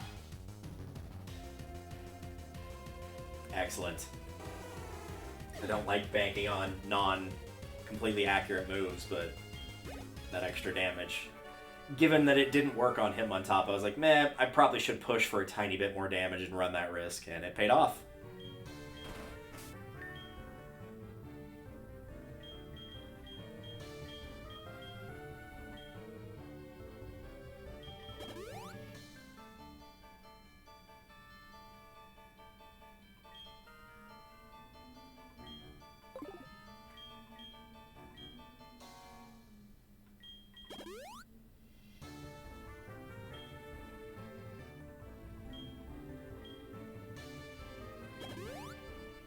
that is all my super potions. So we'll be focusing on the hyper potion, max revive, or max potion and full restore now, which we still got plenty of, so we're still good for the time being.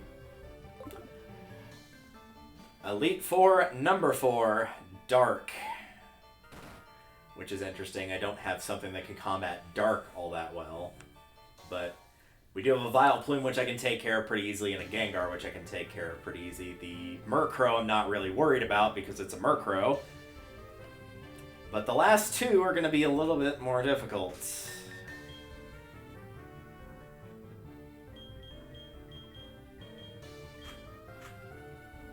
We're going to start here, I guess. I feel like all 3 of them are probably going to get used in this fight, so it doesn't really matter who I put the amulet coin on. Oh no, it's Karen. She's gonna take me to her manager. I mean, she is an Elite Four member, so she probably actually genuinely does have a manager.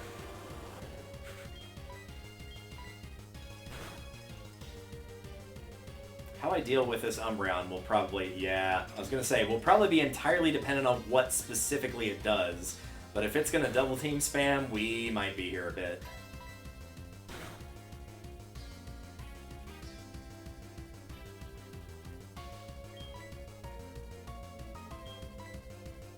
She's about to heal, I'm going to do the same. So I'm not in the mood to take damage for myself for 5 turns, so I'm not going to.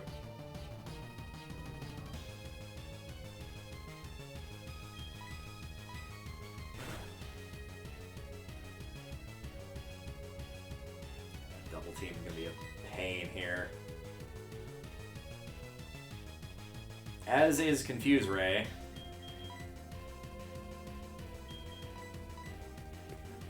Fittingly enough, the only Pokemon I've got with me that's got a can't-miss move is also Umbreon.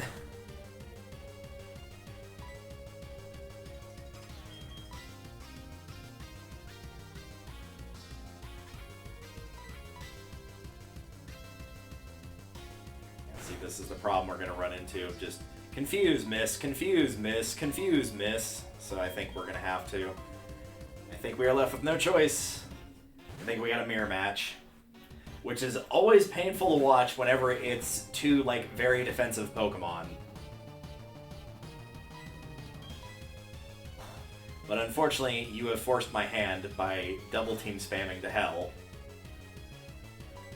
And unless you're planning on withdrawing that Umbreon and swapping it out for something else, which is not looking likely, then this is unfortunately what must be done.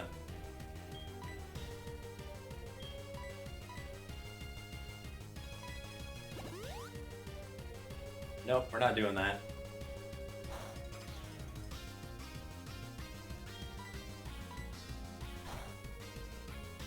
If I have to use an elixir to get rid of, or to add more Feint Attack power points to knock this thing out, I will do it. Because if there was any time to use it, it would be against the Elite Four.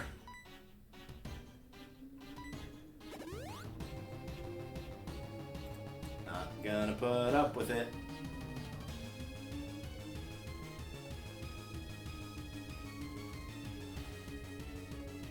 Ah, that's why he's in North Carolina. Okay, he was visiting family. So it's like, he lives in Seattle. What is he doing in North Carolina? I know he travels for work, but like, North Carolina? Really? But yeah, that makes more sense. That is very far away from where he is. Most of my family is in the same state. There's a couple that are like neighboring states. Or, like, still pretty close. Alright, now that we've taken care of her very first Pokemon, yikes.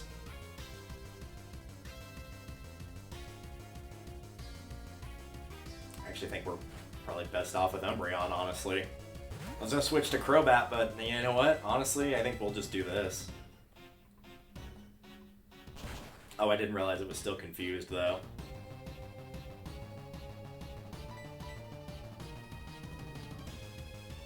Excellent, that's exactly what I needed. Nice job, Umbreon. Yeah, it's amazing what happens when you go from a very defensive Pokemon to, like, absolute fragile speedster. That's coming from somebody who has raised a Gengar and knows that all too well.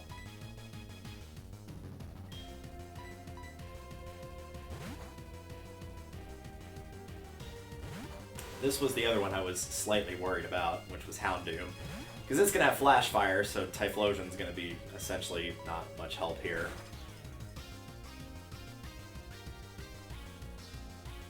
Just starting right away with the Citrus Berry. Good omen right there. Come on, go for that crit. Just end him right here. Nope.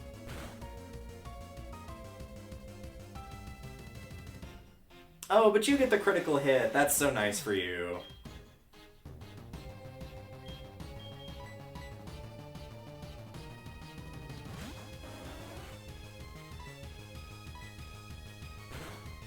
Yeah, nice try. That's not going to work twice in a row. There. Now I get to have the critical hit. Bye.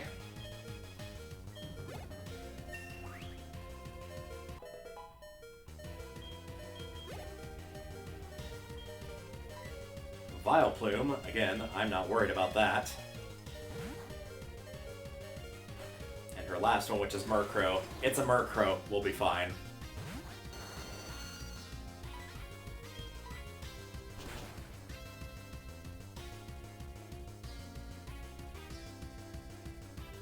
And away it goes.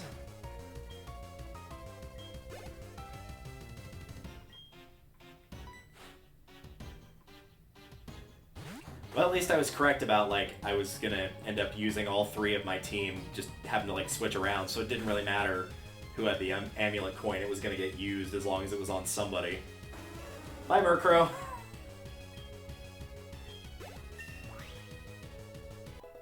Mega rip.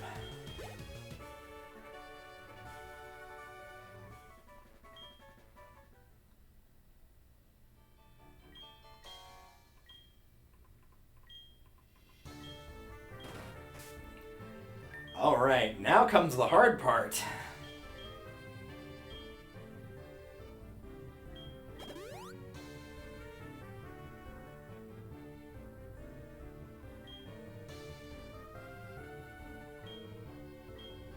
Yep, it's dumb, I know, but we're gonna need every single advantage we can get, because I cut it very close with the champion last time, so I have no reason to think that it will be much different this time. Given the level discrepancy is basically 1 to 2 levels here. Between last time and this time, I don't think there will be much difference. Okay, champion, what is he starting with? Gyarados. Well, that would be a nice time to have an electric attack, but that's not the case. I think the least useful, unfortunately, is probably going to be Typhlosion. Oops, that's not what I wanted. I gave it to you. So since he is going to be the least useful, boosting his attacks is going to be the least important. I'm in the wrong tab. So we'll give him the amulet coin.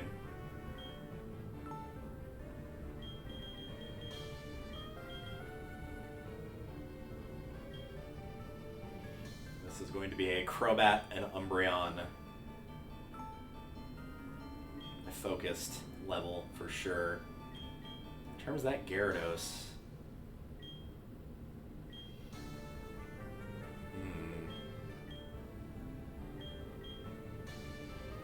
The big problem with him throwing out Gyarados is he's going to use Intimidate, so that's going to drop my attack. And I could just dump Sand Attack on him until he couldn't do anything, but that's kind of a waste of time, ultimately. I'm going to make a really weird decision here. Instead of doing the sacrificing later to heal, I'm going to do it now to, not have to deal with that Intimidate, taking down either Crobat or Umbreon's attack, because Crobat's probably the best bet for taking out that Gyarados. It's like, Crobat will be doing the higher damage, but Umbreon's going to have the much better shot at staying alive.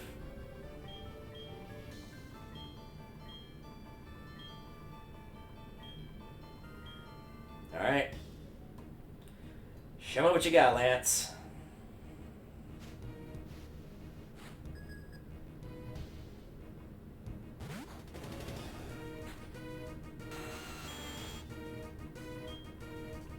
We knew that coming in, that would probably happen. Oh, one thing I did forget to do was get my power points back, so since I'm sacrificing my turn anyway here, if it'll let me, which I don't think it will here. Oh no, it will.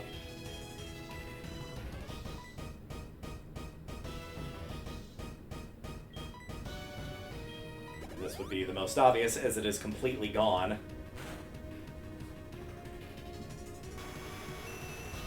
Well, at least he wasn't stupid enough to get nailed by Poison Point this time, so I give credit for that. Alright, now that that Intimidate option is gone for you, unless you decide to retreat. Oh, it's got Ice Fang. That's going to be a problem.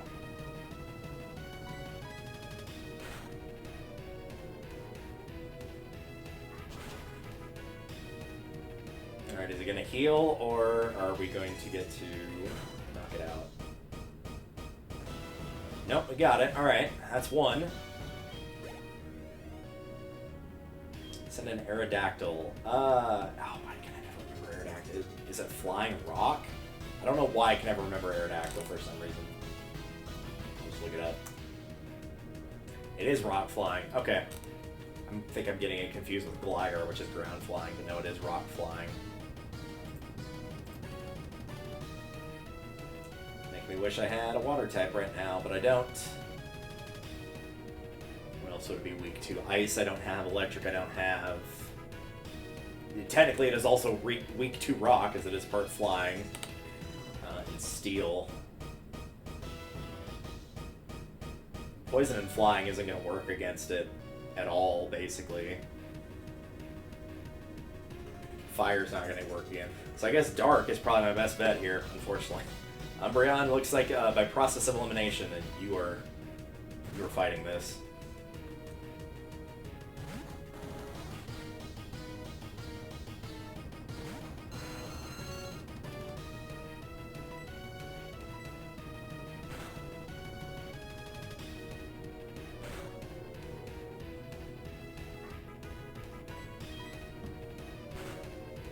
It's exerting pressure and it's getting to go first. I'm probably better off just...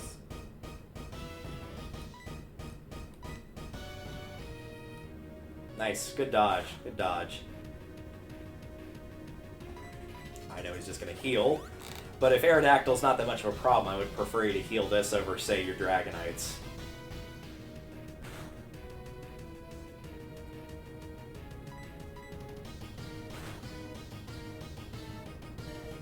Also, it's just now me realizing that it would be really funny if that while we were in the Rocket Grunt hideout of, like, him just destroying, like, completely mowing down every trainer in his way. They managed to do, like, a little bit of chip damage to Dragonite as time goes on.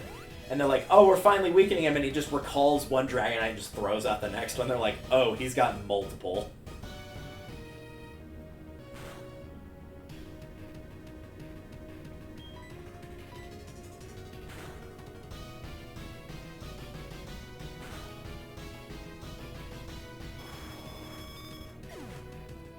There's Aerodactyl gone. So we've got, what, 2 Dragonites, a Charizard, and what else? Oh, 3 Dragonites and a Charizard. Okay, well, that will be easier to remember, at least. Do I want to switch? That I don't actually know.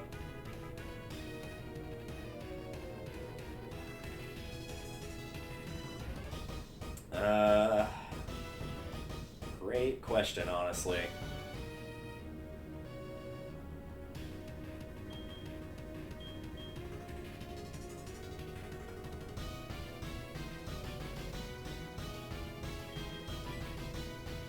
I mean, yeah, Typhlosion's not going to do any better against Dragonite type-wise than he would against Charizard, so...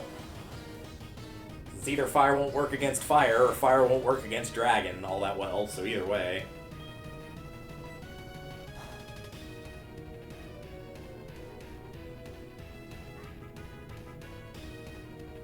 Yeah, you know what? Honestly, considering that I was wondering if I could get a burn chance against you, that's not the worst idea in the world.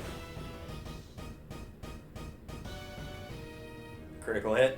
Nope, that's normal damage. Okay, good to know. Because I was like, how much time am I wasting by Umbreon's not that low, but I was like, that's still kind of a spot where it could get knocked out in one hit.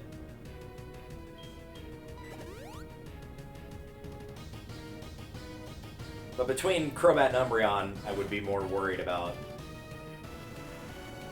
Crobat, or like I would think Umbreon would have a better chance because there's entirely possible, as we saw in the fight where he was allied with us, that he has Thunder, which would easily destroy Crobat since they're basically the same level.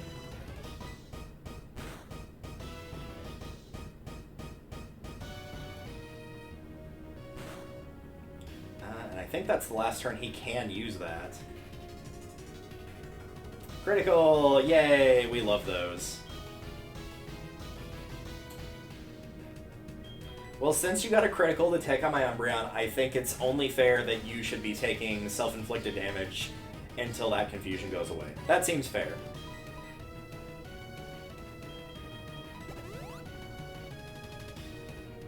The good news about already doing this fight is, at the very least, I know what worked last time. In terms of, like, which Pokemon do I need to focus on keeping alive.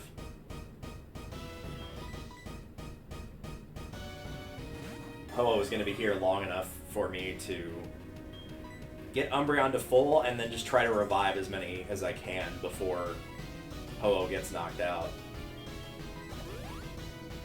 It might be able to survive one Outrage. What I'm banking on is him getting nailed by his own confusion, but he's not doing that, so...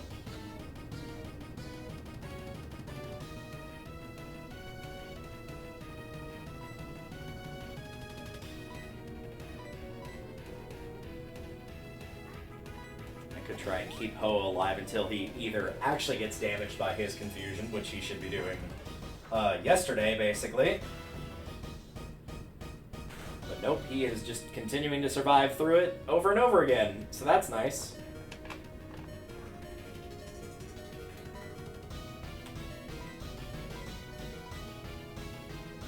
So while I sit here and spam these, I will tighten the Allen key spot on my chair while I wait. Hey, look at that! You can hurt yourself in the confusion. It doesn't just do nothing. Who would have thought? Alright. Now that we've actually got a chance to do something again, that's always exciting.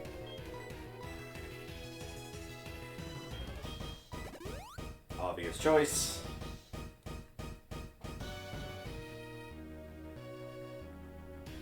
Sure, by all means.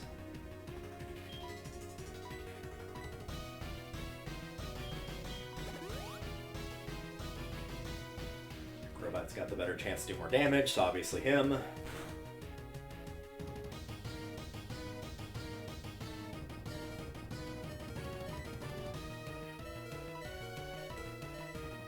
This is just the point where we're healing through Outrage, waiting for Confusion to kick in.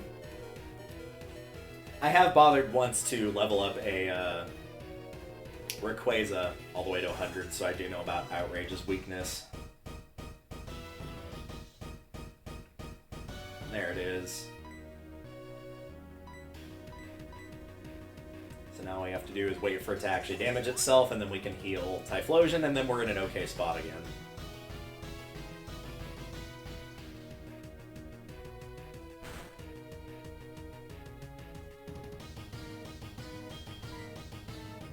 But I am going to see if I can get away with it here. I don't know if it's going to let me, but I'm going to try. Watch him go with, like, Thunder, like some electric or ice-based attack. He'll just knowing exactly what I was going to switch into. Not protected by Safeguard, that's honestly fine, I don't care. Alright, that's one of his Dragonites.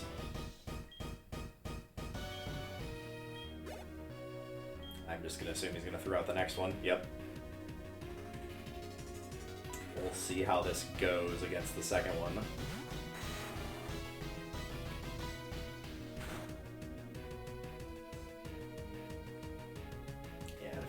Remember, just because you're protected from getting poisoned does not mean that you're protected from getting hit by a critical.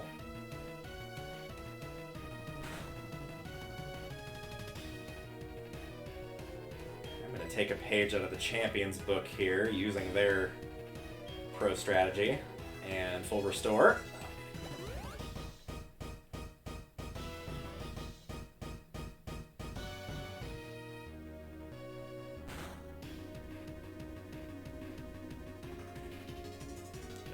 recall him doing that last time, but maybe I just forgot.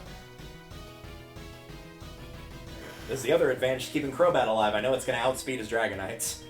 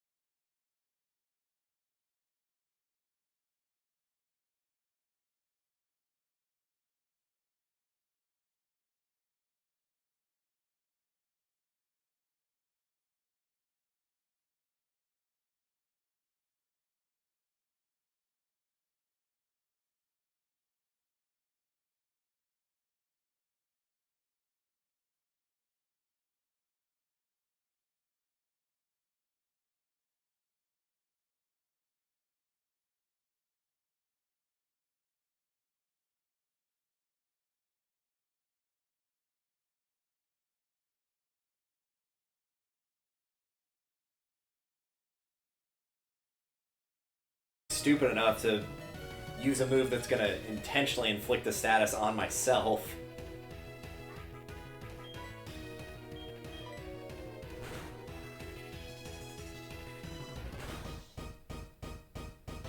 Probably better off trying to go for Bite here. Just go with Flinch Paralysis chance. And good, stay paralyzed to make my job easier. Yep, just keep being paralyzed, you'll be fine. There we go, perfect. Oh, I finally got past it, of course. Here, get out of here. I tried that last time and you healed through it, but it ain't happening this time. Alright, that leaves his Charizard.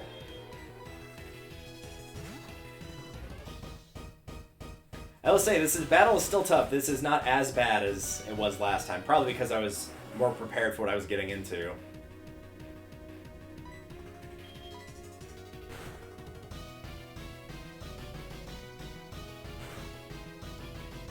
Come on, one crit or one poison and this guy is toast. That's all it's going to take.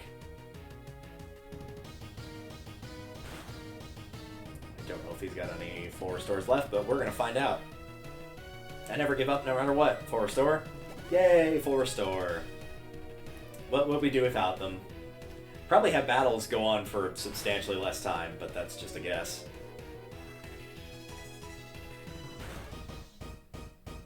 Because, like, see, you just did that. Like, you got one turn to damage me, but you're still basically in the exact same spot that you were before. And now you're dead. That's game. No more.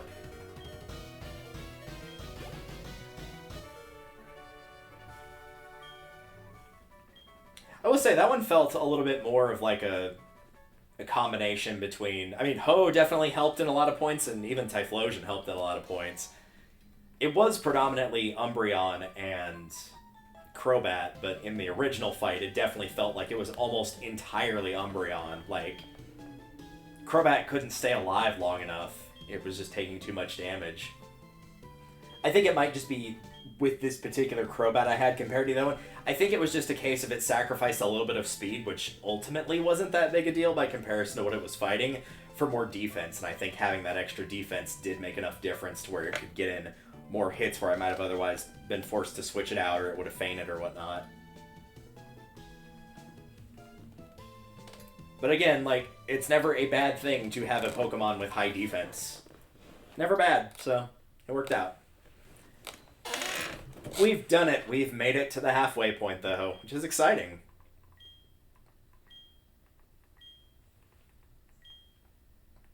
We did it with our team of 3.5, and also 2 HM slaves that nobly sacrificed themselves for the better of the battle. I was going to say mankind, but really just this battle.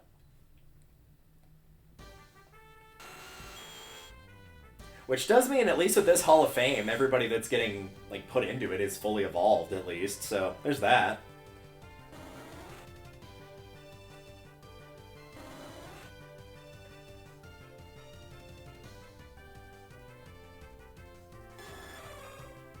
Sparklebutt. Met at Bell Tower. Well, better Bell Tower than Bell and a Tower. I don't know what that little opening thing was supposed to be, but okay. Oh, it's supposed to be it's flapping its wings. That's a lot easier to tell in the sprite where you're fighting against it rather than it being on your side.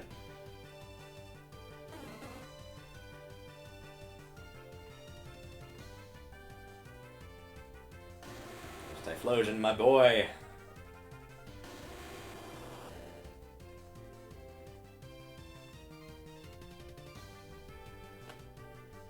There we go. Golduck getting Mike Wazowski'd. How nice. Everybody else fits into the frame pretty well there. If you just swapped Ho and Golduck, it would probably look fine. Oh well. We got it done, and that's the important thing. Pokemon HeartGold version. Staff credits. Alright, I can let those credits roll. Very nice. Ah, and I can rest my hand a little bit. I've been holding that DS for about 7 hours, give or take, you know. Roughly. This is 3.5. I think we're about 3.5 with the other stream of this. You forget how long the end game takes, but, you know, like, early game, of course, it's supposed to be easy. Like, because your options are more limited in what you can take, they have to make it easier. You don't have to level or anything like that. None of the fights are too particularly hard, I don't think. In the early game, that is. Especially not if you've got Cyndaquil. That bug gym's just going to get completely decimated. The flying gym's not really too bad as a whole, as long as you're prepared for it. Ghost gym... I think a lot of people forget, like, above the Ghost Gym of, like, they're thinking, oh, how do I type advantage? And it's like, bear in mind, Ghosts don't have high physical defense, or at least the Ghastly line sure doesn't. So, like, if you can hit them with something that's a physical attack, you know, obviously not normal or fighting unless you're using that identifying move. But if you hit it with a physical attack, it will probably still do pretty good damage, to be perfectly honest with you. And those are the first 3, and none of them are too terribly tough.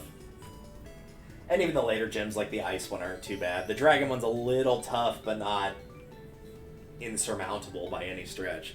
But yeah, those last set of fights definitely do get pretty rough. It's weird that I felt like, with the exception of, like, some wild encounters, but not a lot to, like, where I would have been 5 or 10 levels higher or anything.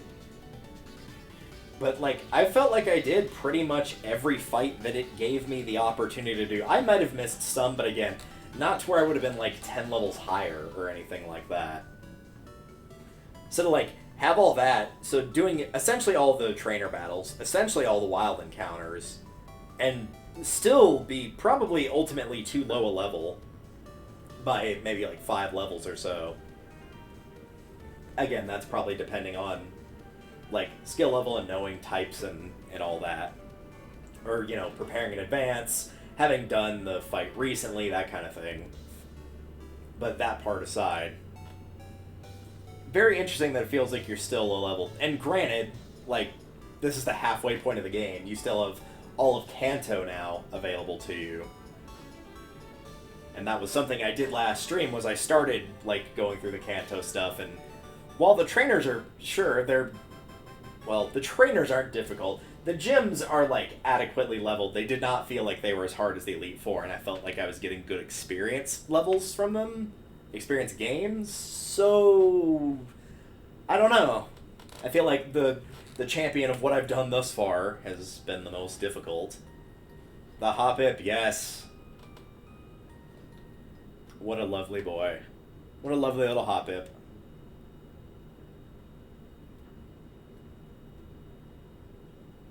We're back to the... I'm waiting to see it now. Watch the game of Crash. That would be hilarious. I think it might have actually.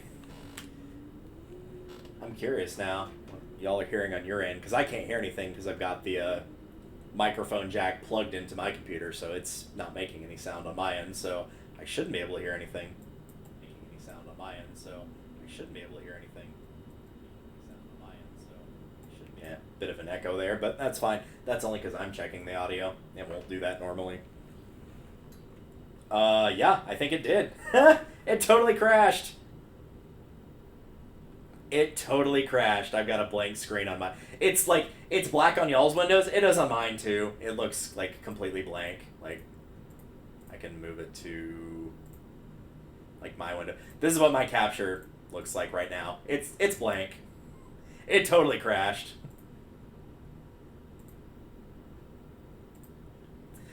So that means it's a rematch again.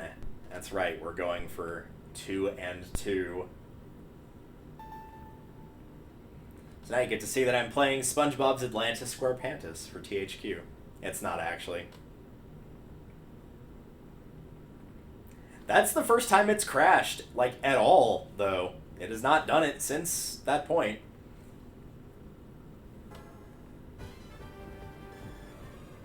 Luckily, I saved right before the champion, so that means we only have to do the champion fight. Oh no, it did save, so we're good.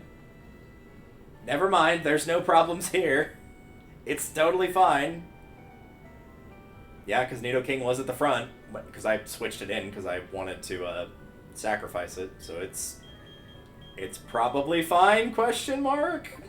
It saved before, I'm assuming that was just the end of the credits and would have kicked me to the title screen, so we're fine, everything's fine, and everyone is fine. Except for my thumb, slightly. I'll take a quick little break here. Not ending the stream or anything, but we can do like a Q&A while I kind of just like poke around, let my hand stretch a little bit.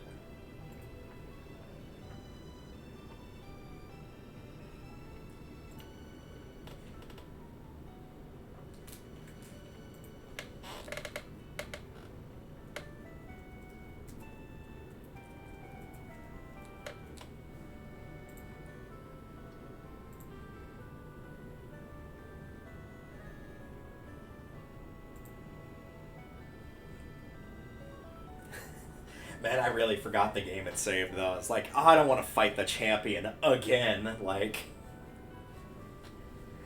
obviously I know I could beat him. I've already beaten him twice now, but I still didn't want to have to do it a third time, like, back-to-back.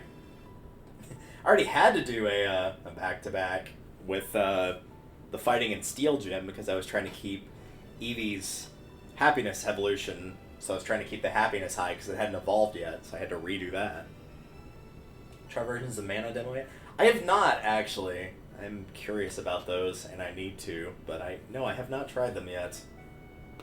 I need to poke around with that a little bit. We're in kind of that weird area with, like, games right now of, like, we're sort of getting ready for, like, winter release, right? Like, Christmas release, stuff that gets released around that point. That was just my sensor bar for my Wii. Don't worry, it didn't fall that far. Maybe, like, half a foot. But because we're in that area, like, a lot of demos are coming out, and so, like, a little bit of waiting, which is fine, and this is allowing me to catch up on other games that I wanted to play or replay, or play like this. But yeah, that demo is one thing that I do need to check, for sure. Ah, nice big stretch. When did that message get sent to me earlier? Because somebody was talking. Oh man, that was a while ago. That was at like 10 o'clock. It's 2 now for reference's sake, but again, it wasn't any, it's not any, this has to be done right this second thing. Usually, like, one of the first things that I let people know is, like, I'm in U.S. time zone, but I typically work overnight, so don't expect to see me during typical hours. But most people that I work with are overseas, so it's not too big a deal. Most of them are UK, Europe area.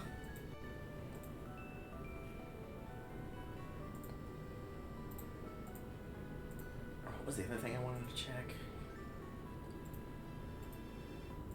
I think that was technically everything. It's really good. Nice. Yeah, I'm definitely have to poke around with it for sure. Again, I'm going to do a quick end stream and restart stream, and then we'll start on the post game here, and we'll see where it takes us. Because, I mean, the further I go, the more I've got opportunities to level grind if need be. But we're past the worst of it for a while, honestly. Since I'm up to badge 12 on my other file, I have a pretty decent idea of where level-wise I need to be. So, we'll be back in about 3, carry the 5, about 3 seconds.